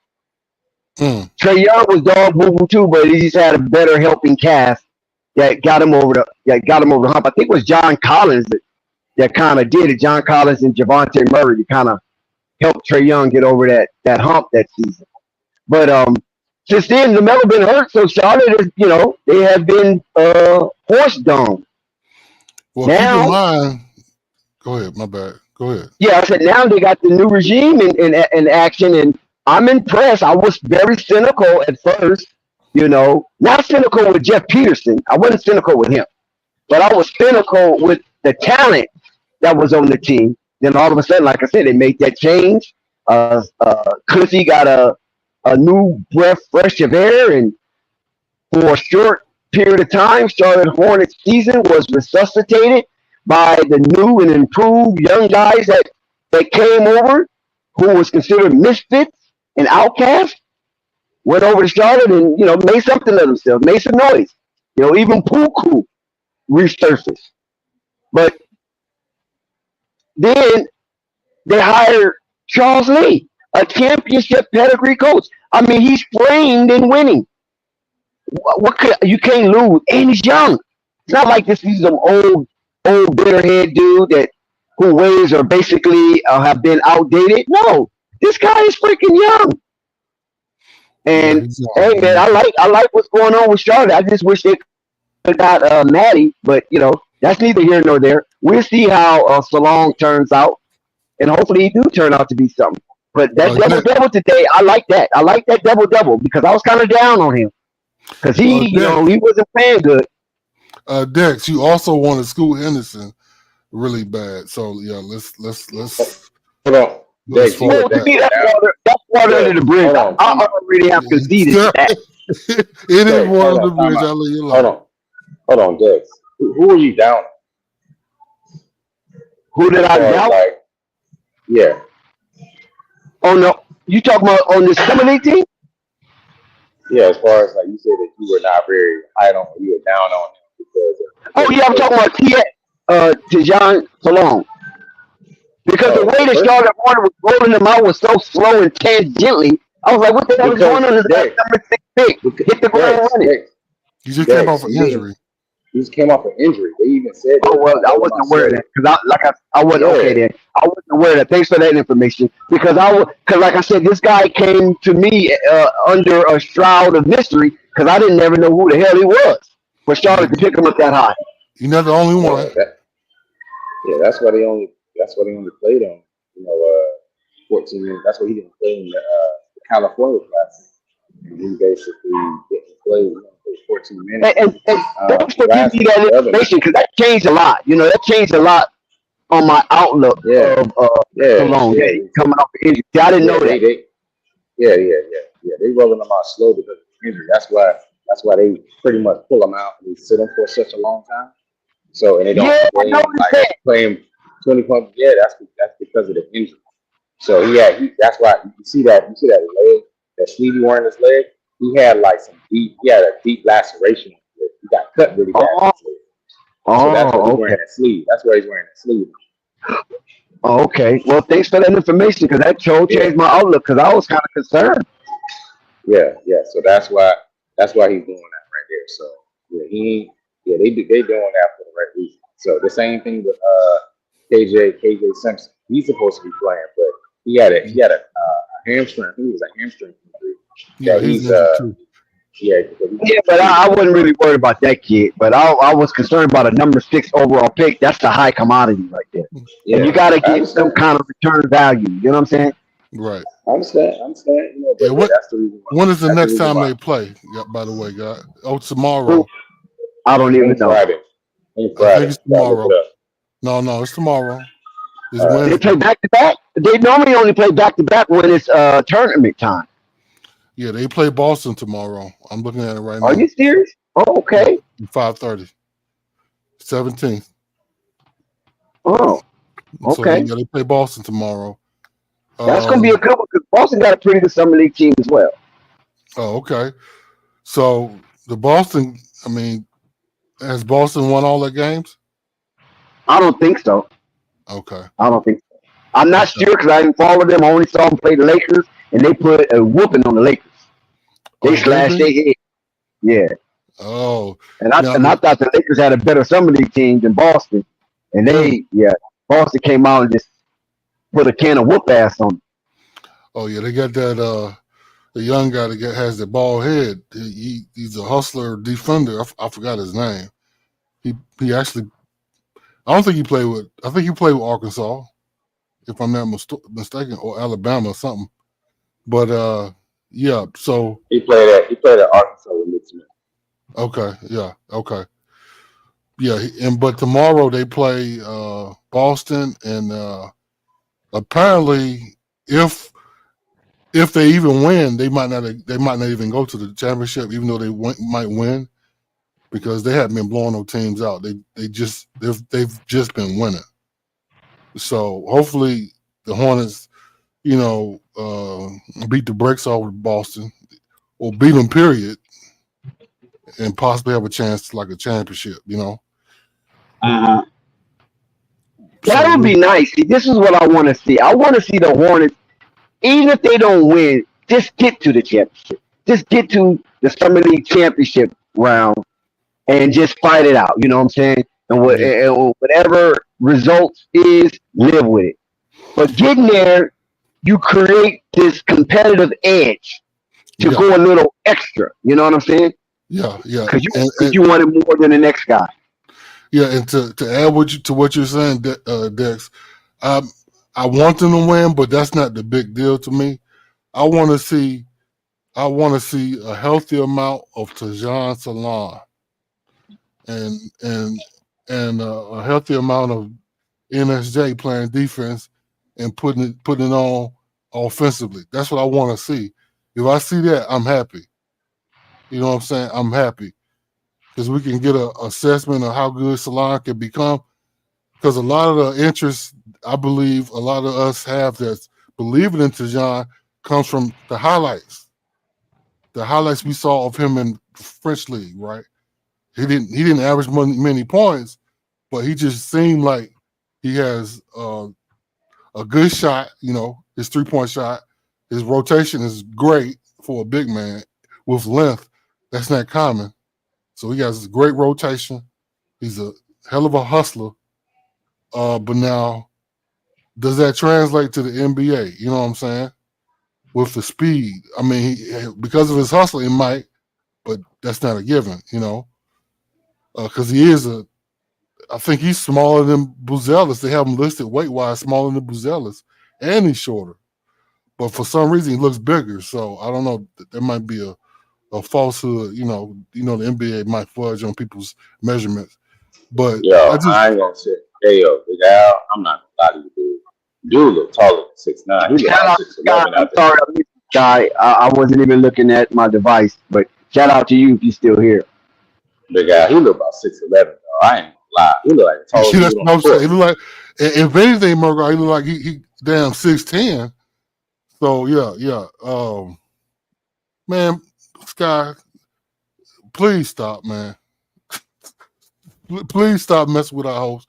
But anyway, he looked bigger than 207, which they have him listed as. And he do, like you said, Murgo, he looked bigger than 6'9". I think this mug is 6'10". He's not no 6'9". That might be an early measurement, because he's like 18. Who knows? He might have grew an inch. I don't know. But he looks bigger than 6'9". I agree strongly. He might be even 6'11". And he got that long wingspan. I'm just saying he looks bigger than Buzelis. That's at least to me. So I just want to see a healthy diet of him starting and being on the court. And I want to see a lot of him because Boston's going to be competition, apparently. And then I want to see NSJ get it in offensively like he's been doing, but also have an opportunity to play against a good competition again and, show us stuff defensively on the Celtics. If I see that, I'm happy. I don't necessarily want to have to see a win. That's nice if it happens, but I just want to see production for those two guys, and I'm good. And I wish we could have saw more of what's the guy, Muhammadu Gee.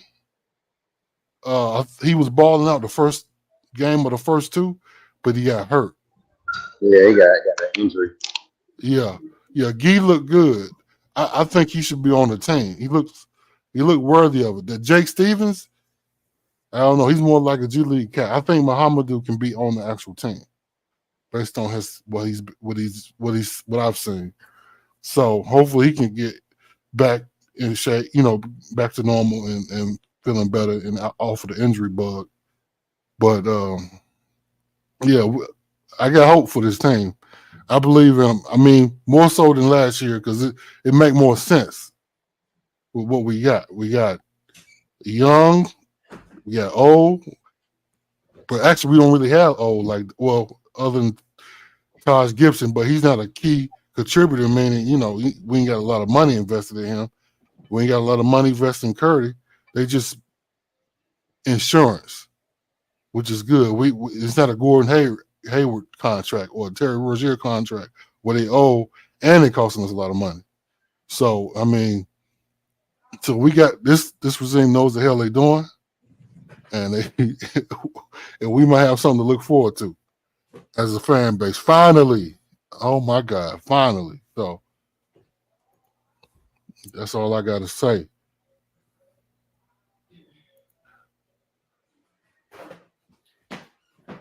Sky, won't you get on the panel?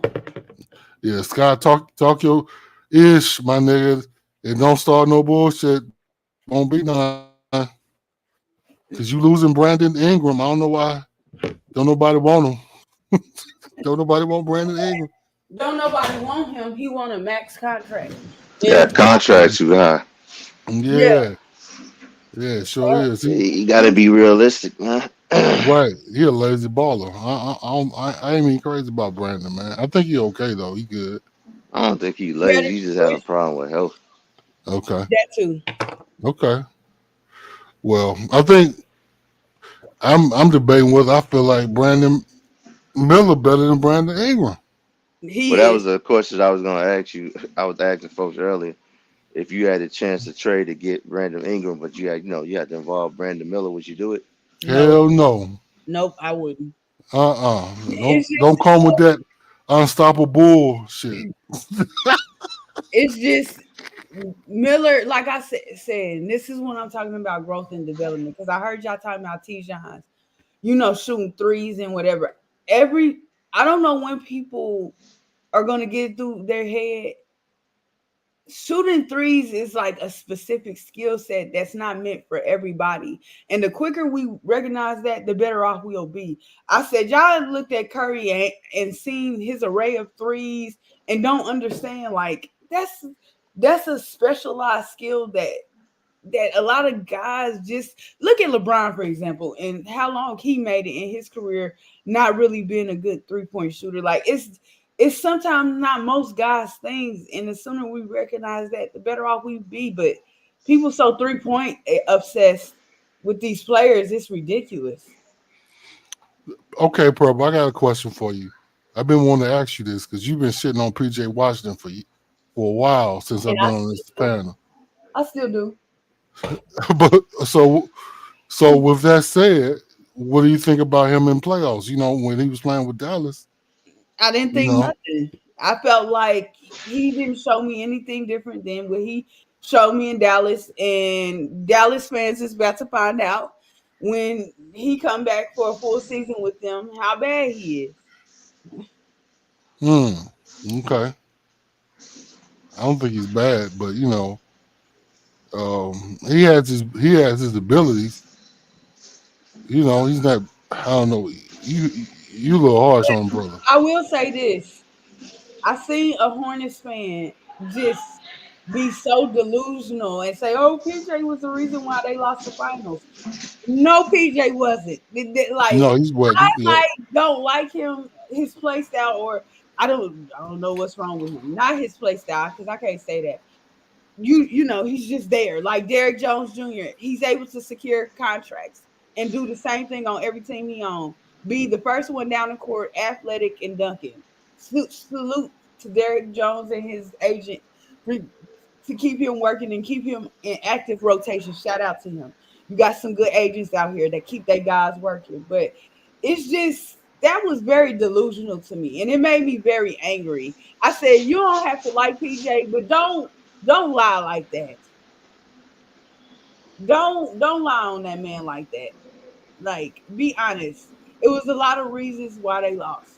But PJ, yeah, he contributed to it. Luka contributed to it because they said he was hurt. Kyrie, I guess he might have did his job. They lost because Luka don't play no damn defense. Nor does Kyrie Irving. I think it's more than that. I just felt Like, like they don't play no defense. 2-man team. Right. It is a 2-man team. But I Yeah. do like Lively. Hopefully he takes the next step, in his growth. But like, come on, bro. Like it was, and it's the fact that I had to talk about that really pisses me off because that really made me mad. And then I seen them arguing. I don't know what it is, but they was arguing with Houston fans about I think it was not whose core of players was better. And that same fan that I told you was talking about PJ was the reason why they lost the finals was like, oh, calling the Houston players trash. And I was like, oh, you might want to be quiet.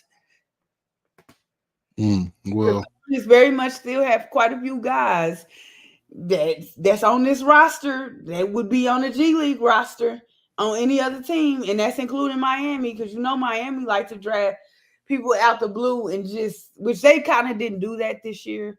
I'm so happy, but and stashed them in the G League. They like Duncan Robinsons and all that other shit. I be looking, I'm like, come on, bro. Jimmy getting old. They just gonna have a team full of shooters. That's wild. yeah, you about right. Dex, I'm out, man. Hey, it's your show again, sir. It's sure. Look at Dex. Dex, stop gambling, man, and take over the show, sir. He at the casino? Yeah, I bet. That's crazy. I don't know. But he got to find something. That's fun. What'd you say? I said that's fun. You know I got jokes, Murgod. Where you at, Dex? Talk to us, sir. You know But he always on Earth. I'm on Earth. Wherever the money's at, that's where I'm at. That's what I'm saying. Wherever the money's at, that's where I'm at. When they shut the casinos down, I'm gonna mask up and be at the bank. Yeah, I know you at the casino, my nigga. Making that. But if you guys want to carry on, go ahead and carry on. No, I was just gonna ask when the next time, like y'all gonna be live. Yeah, when's the next time? Well, that's up to Flight. I don't dictate that. I just show up. Okay. No. Right. Yeah. I probably won't see y'all until what's this month? July? Until football season. Yes, football season. Because I really, it's football. Oh yeah. Oh, so Dex, do y'all do Panthers games too? The Panthers? Hell no. That's my hope for you, the starting quarterback, Bryce Young, Pasadena Finals. But no, Cam Newton not there no more. We don't give a damn about no Panthers. Okay. Man. Cam Newton coming back? Is Cam Newton coming back? But you know what I'm not ready for though is the toxic Chiefs fans. Like I just need a break. Like I need a break. I rather do fans. You said what fans? The Chiefs fans. They are so. Oh wow! And you from Kansas City? Yes. Hey, breaking news, Purple Baby. You got a gay quarterback. Whatever. It ain't my Bears. I don't root. You heard it here first.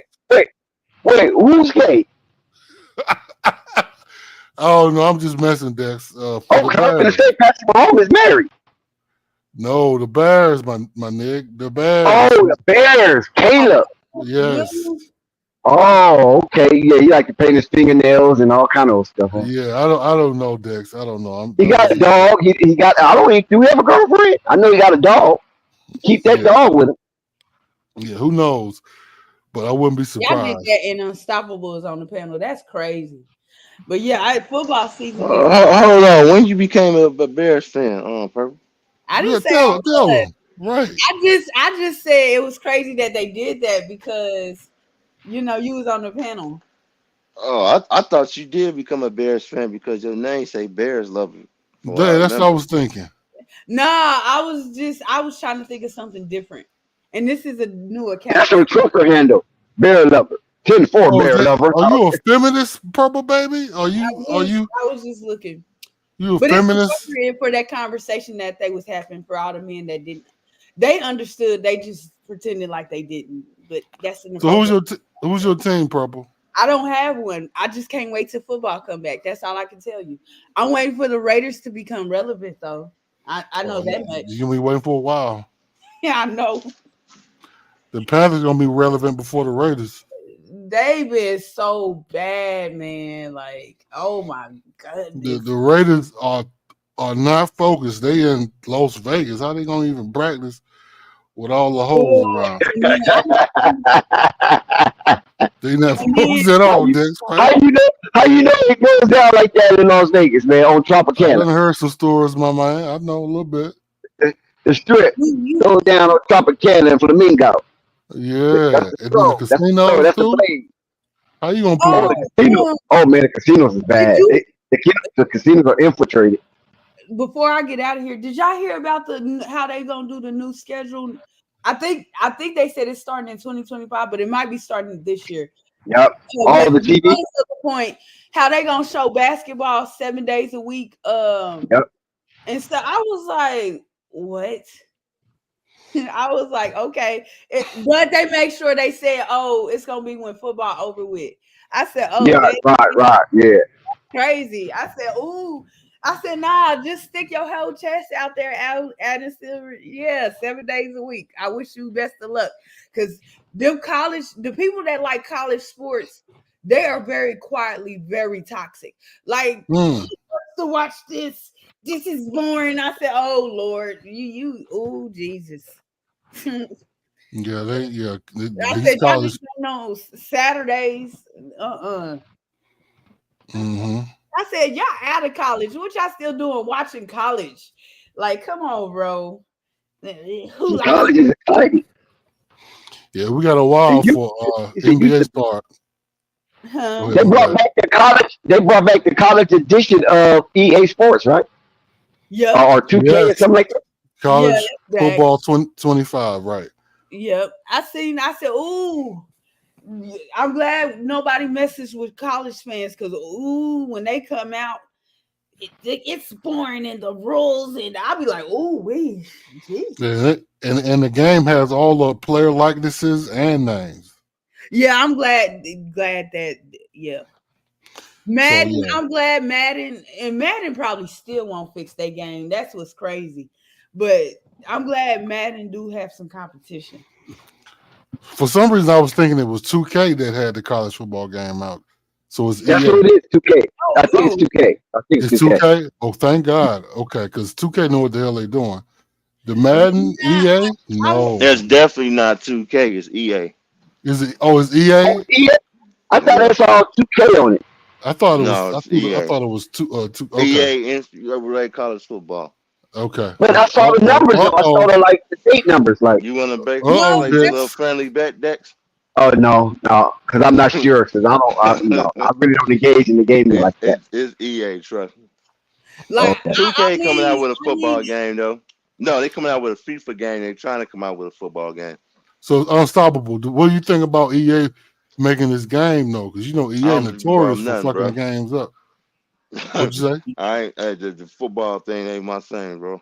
Oh, okay, I got you. And another thing, I need NBA because I grew up on NBA Live. Like, I knew nothing about 2K until 2016. Like, so You're gonna be waiting for a while. I know you. Yeah, I 2K know what the hell they doing. Purple. I'm sorry. It ain't 2K. that. It's just that 2K got $1 billion contract with the NBA.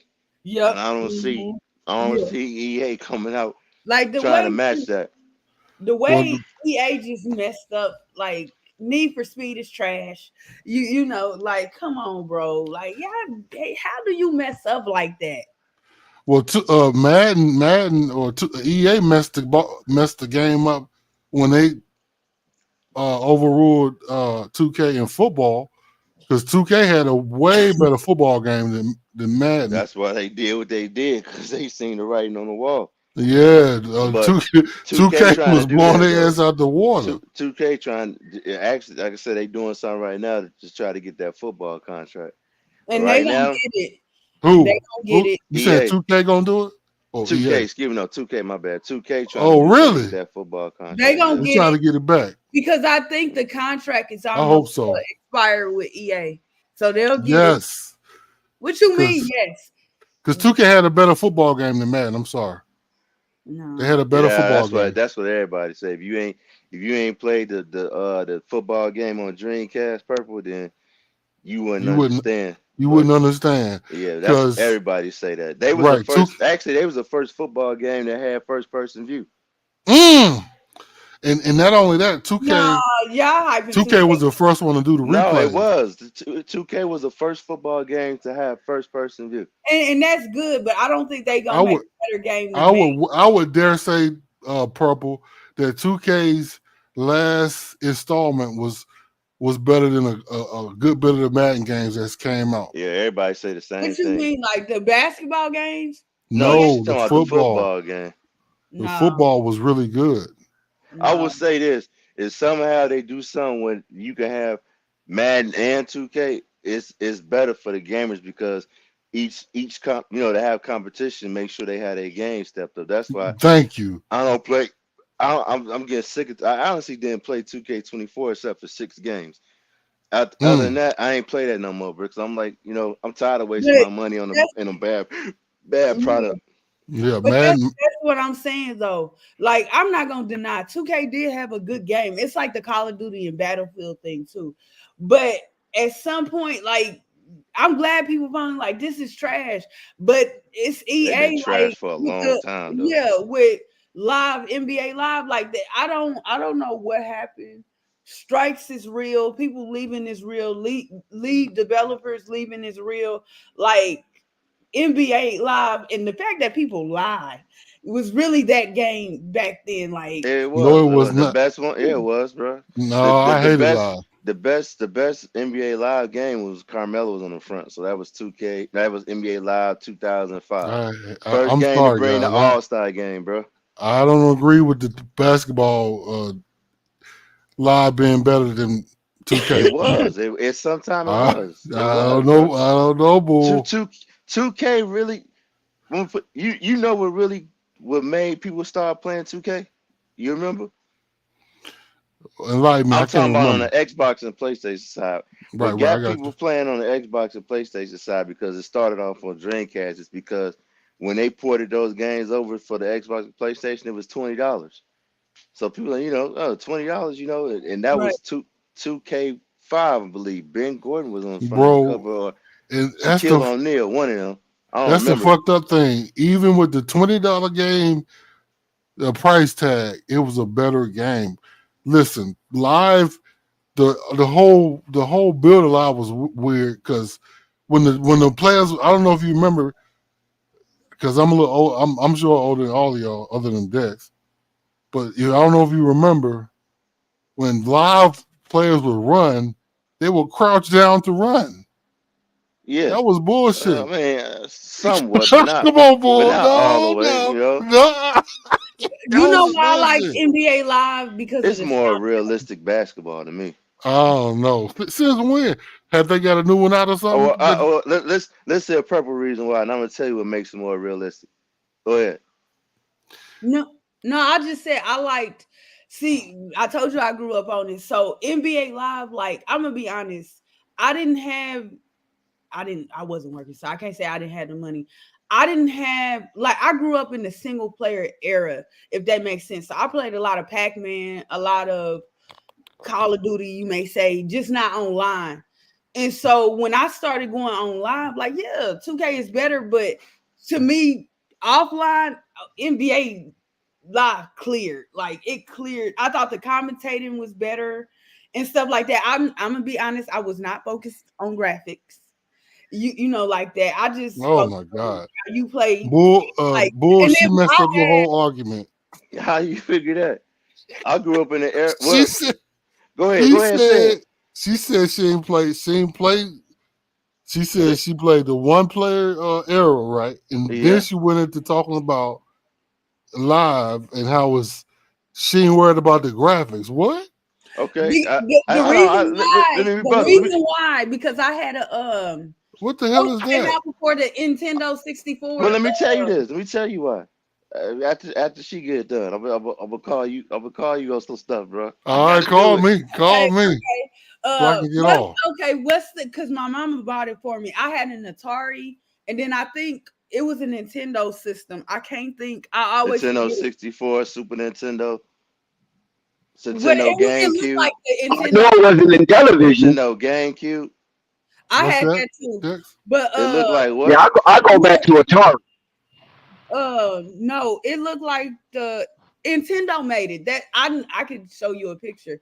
But Was it GameCube? It wasn't I GameCube? said the Nintendo no, it Yeah, GameCube. came out Genesis before. Live came Oh, out on not the Genesis Wii. for me, Not the baby. Wii. You talking about the Wii? No, she talking about.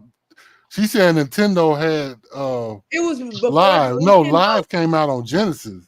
Wait. What game did they have That's out Sega. there? No, Genesis is Sega. I'm Hold trying on, to I Yeah, can't my hear her. fault. What she say? I'm Sega trying to Genesis. explain to y'all. I did not have NBA Live on this system. Only games I had on this system was Donkey Kong games, like the Super early. Nintendo. That was Super Nintendo. Yeah, and it was gray or Okay. whatever. The Yeah, it system was I gray had and was purple, gray. right? Yeah, the system I had was gray with the Yeah, control. Super Nintendo. Yeah, I had that. And then for my birthday, I got the Nintendo 64. I played NBA Live on the Nintendo. That's all I knew. And then I had the PlayStation. But once again, I had NBA Live. Like I didn't even know PlayStation. When I tell you, I didn't know you could go live. well, by the time the PlayStation 2 went out, I didn't know like you could go online and play games because single player, 2-person games, somebody come over to your house and play the game with you. Like I didn't know you could get online and play. I knew people around me that had Xboxes and PlayStations, but I grew up like single player games, like NBA Live on the Nintendo 64, Madden 99, I think it was all I knew. And I had the game. Like I didn't know you could go online and play games. So what you mean, Al? So I got you. I got you. I got to call Al on so because he tried to call me downplay out, you. Stoppable. Come on, He said the graphics. Y'all tripping. Y'all got some. You said the arguments. graphics, right? You tried to get on about the graphics of single player game, right? Now you just said that you pretty sure that you older than everybody in here except for Dex, right? Mm-hmm. Now, how can you downplay single games and you grew up in an era where there was nothing but single games? Am I right? I'm not that old, my bro. Okay, so what was your first system? Okay, I mean, but the Atari was my first. Okay, Let me finish Atari. what I'm about to say. Okay, can I ahead. speak? All right, go ahead. Okay, you getting excited? No, go ahead, bro. So my first game system was an Atari, but that's when I was like 7 or something years old, bro. Okay, what was your second game system? My second game system, of course, was Nintendo, but Nintendo never the had. First Nintendo you talking about? The first one? Yeah, came the out first with? one. Okay, Yeah, okay, with okay. with Single Mario player games. Okay, go ahead. But Ain't no listen. but. Could you go online? Oh, but you. Okay, all right. My Could you second go system online? was PlayStation. I never had a Dreamcast. That's your third system. So I never had a Dreamcast. PlayStation was my third system. PlayStation, the first PlayStation, right? Yes. Could you go online? I don't remember. No, you couldn't. From my memory, but you trying to say my argument is supports. You trying to say what I'm saying supports whole argument. I never threw in nostalgia out nostalgia out saying, oh, I love single player and I didn't like online stuff. You tried to talk about. You said something regarding NBA Live. You was like graphics of single player game, but I'm like, you said you grew up in the era where there was no going online to play nobody. We had to play each other on the couch. Mm-hmm. So you can't throw NBA Live out the door because that's the era before the online play even took off. And you can say for the graphics, I mean, you grew up in the era. What's up? Bull. But the thing is, the so argument you is trying to stop it. I'm about to get you. No. The argument is what basketball series is better. My opinion is the 2K series is better because when I finally played 2K on Dreamcast, I was begging my parents, begging them to get me a Dreamcast so I can just play that game. Yeah, it was lit. But like I say, man, 2K, a lot of things you see in 2K, bro, they got it from NBA Live. Like, but NBA Live was the originator, but it was still not that great. That's once 2K came out, they didn't compare. That's all I'm saying. I mean, I would say this: their last best game was NBA Live 2005. That's when Carmelo was on the front cover when he was with the Denver Nuggets. That's when they first introduced the slam dunk contest, the 3-point contest. I don't think they had the skill challenge on that, but they had the rookie all stars and all that.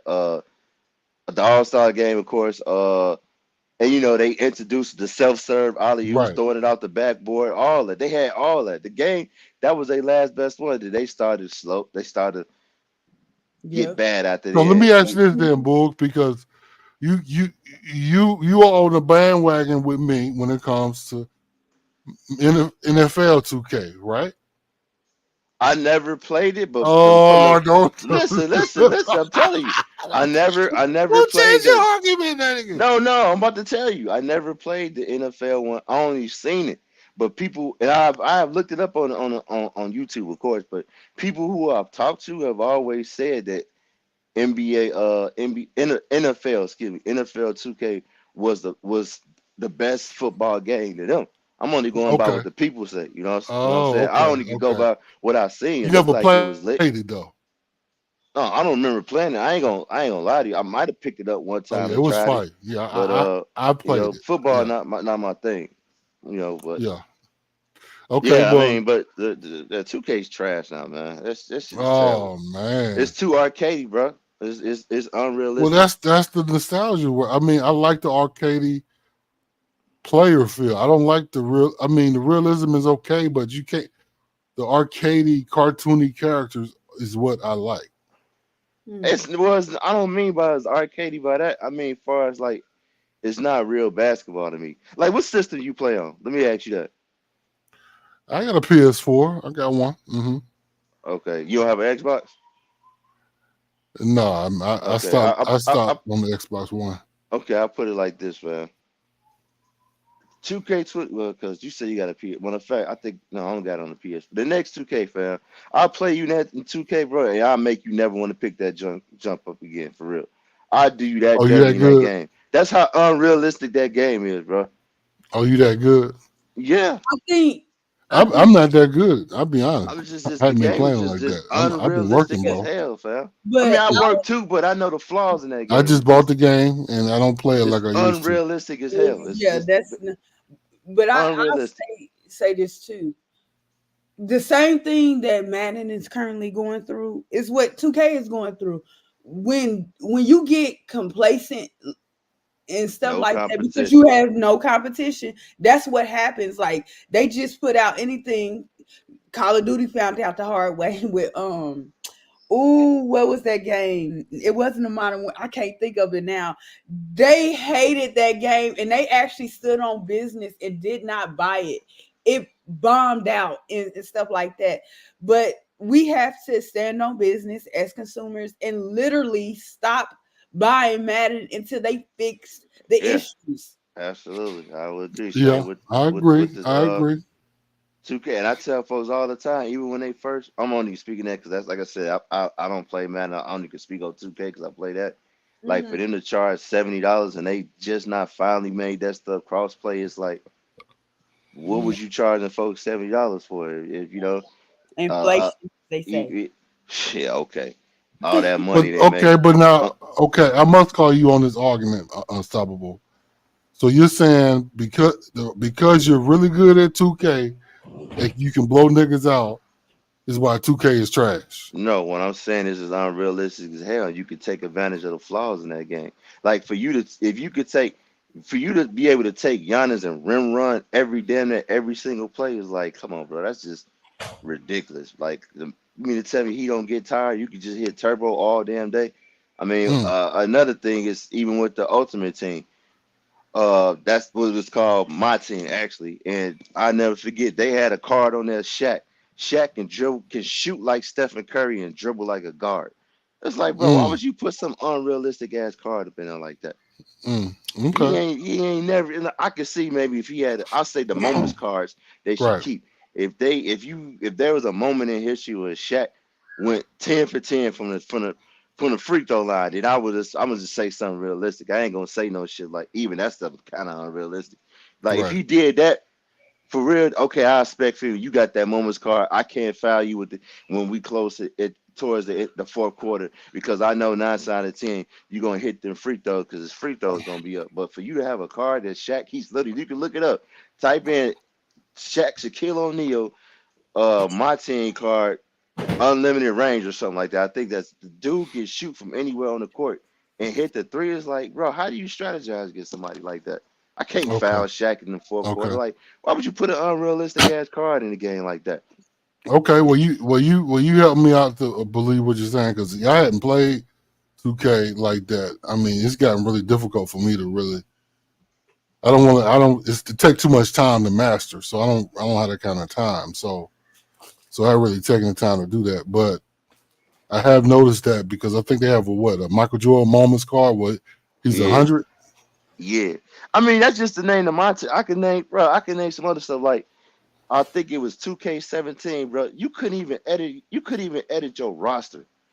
I'm talking about before jump ball happened. You couldn't like we playing against each other and while the game loading up, we could edit our roster, take people out the lineup and put them on the bench and bring somebody off the bench and how they started. have them started and take somebody else out to start or that's on the bench and swap minutes with somebody that couldn't do none of that. You couldn't even change your jersey, bro. Like I paid $60 for $70 for a game. I can't edit a roster or change a jersey. Like Yeah, what yeah, y'all that fucking lazy, excuse my language. Like you for yeah. real? Yeah, I agree. I agree with you and Purple Baby when it comes to if there is no competition, they can take advantage of their product. Highly taking advantage. Like they robbing them, you got a gun, bro. Yeah, I agree. You know? Because that's the same thing with FIFA. Because FIFA is the only soccer game, right? Not no more. They lost the contract to that. Now 2K coming out with FIFA. Really? Yeah. Oh wow! I might have to buy that because I was I was into FIFA for a minute, and I know Top Spin is 2K and it's really good. I got that.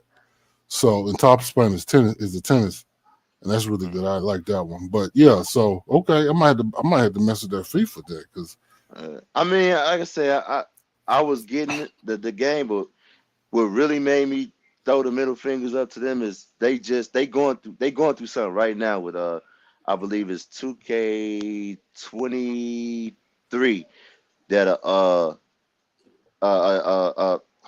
gamer and his mom is suing a company that because they shut down the server on him.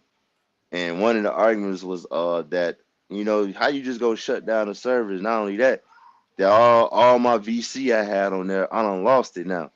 You know, it doesn't convert. It doesn't convert over. So what 2K did was they through their terms and through their terms in the conditions, I think it's called. They just released it in the middle of when 2K was released out a couple of months later.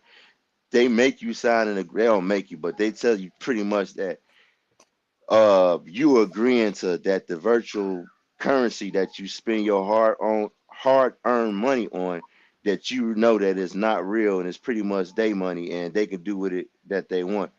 And if you oh agree to wow, it, you can play the game. And if you don't, you can't play the game. You gotta you just asked out. And if you agree to their terms of service, you gotta send a letter saying you don't agree to their terms of service. And they said out their own mouth that that's not real money. That's fake money. That's their money. Well, I had to spend real money to get it, so I'm not understanding why if I'm spending hundreds of thousands of dollars on VC, why I just can't transfer over to your next game because it's right, VC, And I was like, you right, know what? I don't. To me, that's shady business. So I just said F them, man. I can go right, without playing 2K. right. They gotta learn. Somebody gotta put their foot down. Yeah, I agree. Yeah, that virtual currency is across every game at this point. Now they're taking advantage Right, of and they be greedy as hell with it. That ain't it. added season pass packs.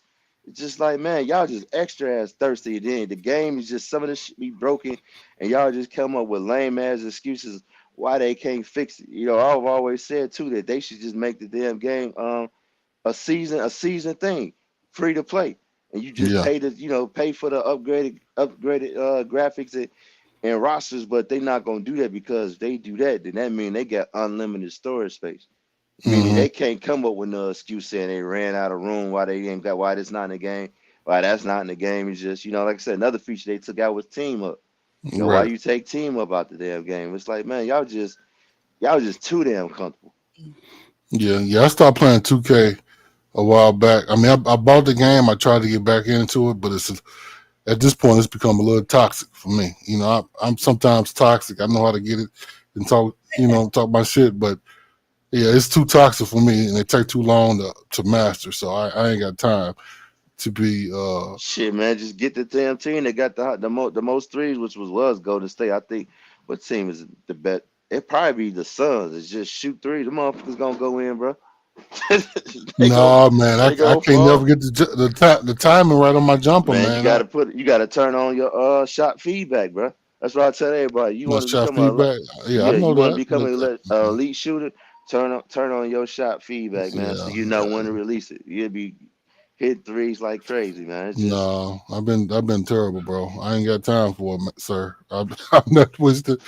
Not only that, I feel like what you're saying might be right for you, but I'm saying like from what I've noticed, if you The only time to really master it is if you change your jumper to a jumper that's easy to master. Oh, you talking about my team? I'm talking about the hardwood, bro. I mean, not my team, my player. I'm talking about the Yeah, I know. hardwood 1v1. That's my thing. I don't rock out. I don't got time for that. My player shit, man. I work too much. Like the hardwood, that's my thing. Yeah, so that's my beef with them. Like Okay. areas in a hardwood, I can speak on that. I know every flaw it is in a hardwood. I know I And can literally feel the game and tell you like I it's some matches, bro. It really feel like something is pulling you back, like stopping you from going forward or suck you out of bounds. You know what I'm saying? Which is perfect. I gotta say it like that for those who play the hardwood. How you just and mysteriously be pulled out of bounds and shit like that. Excuse me, you know. yeah, But and if you look at Thunder's comment, he got a point because when you play online, it's already difficult to master it when you offline because you dealing with just mastering the jump timing. But when you get online, it becomes harder because the server might not be the best, and so the timing on the jumper changes when you online. which is true. It is true because if you play on practice versus online, they jumpers is different. But I would say this: ain't no damn excuse. 2K got so much money, they server should be A1. I You know, definitely agree with it that. should be A1. If they don't make enough money from the game itself, they should have buku money just off microtransactions alone, bro. Like I there are agree. people that spend thousands, bro, Hmm. thousands of dollars for Yep. microtransactions, bro. A hundred, Yep. You're right. There's a no excuse hundred, why their service is trash. and then Yeah. $150 to redo a build. When I Right. won, I said I really spent, and I went back and added up the money. I said, yeah, I'm not doing that again. Spending $150 on top of the game was $60 at the time. I said, oh no, mm-mm. Yeah. It's only one time I did it. I would say my team. I had to spend at least just the ballpark and maybe like $500, $600. I was like, I never do that shit again. And that was my Yeah. first time No. ever doing it. We talking about I had 2K for years, and I just started playing my team. Like, damn, this lit. Let me see if I can get this Ben Gordon, this in this old school MVP Derrick Rose. And I was pulling the mugs, like, let me spend some more currency. And then I was like, man, Mm. I'm doing this, and guess what? When the next 2K come out, guess what they gonna do? They gonna shut them servers off, and I just lost everything I spent my money on. Like I Yep. Yeah. never do that again. Yeah. If you look at Thunder's last comment, he hella right. 2K should literally be free. Yeah, Because it should be with the free to play. transaction, Yeah, yeah, like, it should with yeah. the no, not I mean just like free because you got to buy the game. Right. You shouldn't have to buy it. You should But because you you got to do know, all these microtransactions. It but should be like free. somebody said, and I heard, and I was listening to some gamers say this recently. They said they don't understand why developing 2K included, why people just fell out of touch with playing games with like having people come to their house. Like it's okay to play online, but single player games, like in a way, 2K is a single player game that you can play on your own, but they make people feel so like the offline stuff is so boring, it's so dry, it's not interesting. Like it's very, like I said earlier, arcadish. So that's something that needs to be fixed no matter what the game is. But they literally take solo, like if you don't really want to be online, they literally take stuff away. Like to where you have to get online to play. And Yeah. I'm not trying to do that. Like I'm just not into getting online and playing. Well, Yeah. it's only so much I can play the CPU before that That's junk get true. boring, That's true. But I mean, like I say, like they have, it should be an option to be able to play offline or online. Oh yeah, and I also wanted to tell you this too, bro, before it slipped my mind. I'm gonna show you another way. This is why I say the game should be free to play. This is another reason why. I want you, if you can, look at 2K. What is it? 20, just 24, 23, 22, 21, 20, 19, I believe. And see if you can go through the game menu, bro, and tell me what changed. They literally copy and paste the damn game. Like the scoreboard never changes. They just changed it this year, actually, for the first time. The scoreboard never changed. The menu button never changed. It was exactly the same stuff every damn year. Yeah, I agree. So It's a, what am I it's a paying hustle, $70 man. for? It's a real hustle because they making money on top of money. Yep. And they just added crossplay. Like next gen consoles been out how long? Yeah. Quite a while because they was So- talking about the PlayStation 6, and I'm like, damn, it's been that long. Yeah, they always came out with some lame ass excuse why they couldn't do it. But really, what I think what the truth was, PlayStation didn't want to do it. And if that was the case, why the hell you just come out? Why don't you just come out and just say that junk then? If that's it. But you know what's crazy? Nintendo, like Nintendo ain't budging. Nintendo said so. Don't buy my console. I'm not about to have all these get online. You better learn how to be by yourself. Only thing they allowed to be online is Pokemon, and I think it's one more game. But the rest of them, I heard Mario Kart was online too. But the rest of them, they don't get They said they gonna stick to what's making them money and been making them money for years. That's my only grief with Nintendo though. That's why I Yep. won't get it. Well, that's not my only thing. It's two things. One is like you said, it's just single player. I would like to play some of my friends that's I I'm not close to whatever or meet new people, whatever the case may be. I only can play the CPU so many times before I get bored. Like, okay, the CPU is dumb. Like I need to play somebody else, and they graphics is just it's like, God dang, like I'm paying $600 and I feel like I'm playing a PS3 damn game. Like, what are we doing here? And if they Switch had the ability to put a SIM card in there, I would have definitely got it. Oh yeah, yep. But they not budging, man. Like I'm just like everybody. We wait. Like they just now giving people permission to stream their games, and I'm like, Which is Nintendo. crazy. Okay? Nintendo is like, listen, and it's a catch to that because they'll come. I heard streamers complaining that they'll say, okay, you can stream, but they'll come back and still strike their channel and act like they didn't do nothing. I was like, Nintendo is messy. Well, let me say, I got an answer for that question about that. One, Thunder. What PlayStation what crossplay got to do with PC? They don't Because have to have. They don't have to have PC for crossplay. They can have a crossplay between consoles, and they can give you the option to turn off the PC for crossplay. So, which a lot of people do. Because I heard PC, like once I started listening to people that was going over to PC mainly to play single player games because they said them games is cheaper on the PC. Like they absolutely are. And I was PC is listening where it's at. I was listening to everything they had to do. I was like, damn, like I was like, I seen somebody get on a guy that he got everything, like all the systems and stuff. And I seen him upload a 2K video. He was like, man, you should have seen those players, bro. The players, yeah, I know. What it is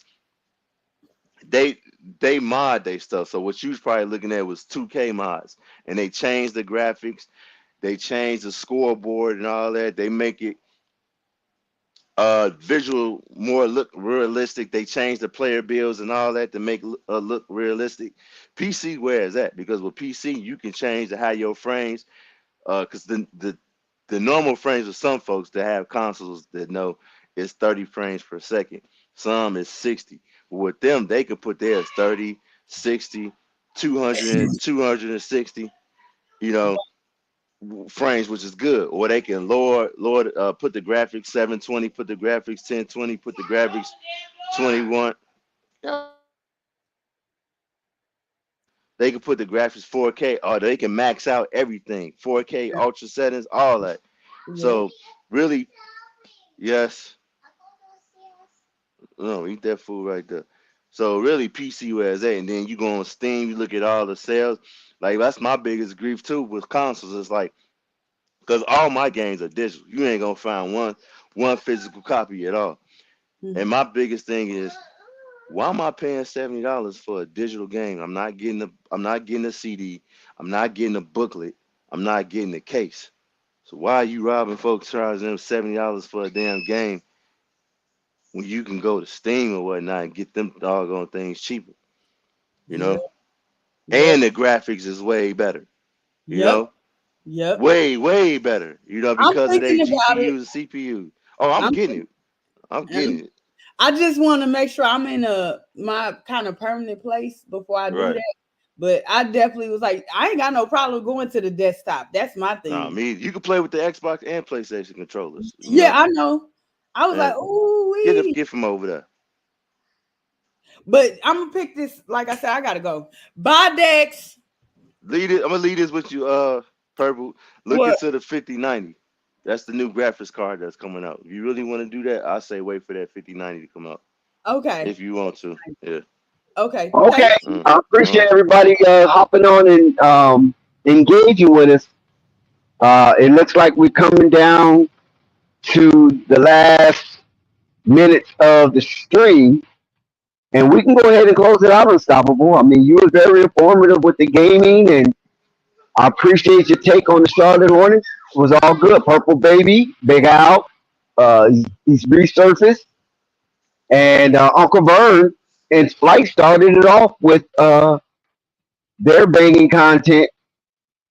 And once again, all access decks will bring it to a close, and salute to you, Unstoppable. We can shut it down. Salute. All right.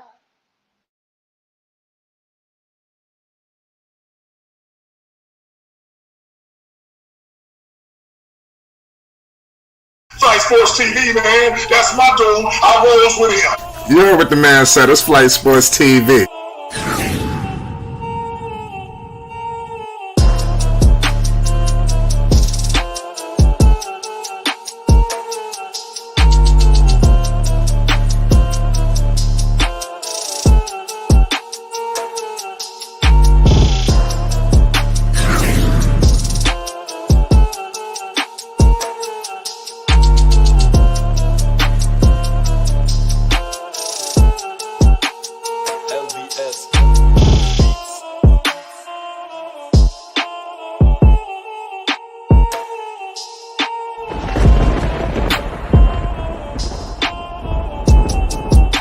Like I said, Flight Sports TV, that's where it's at. Flight Sports TV.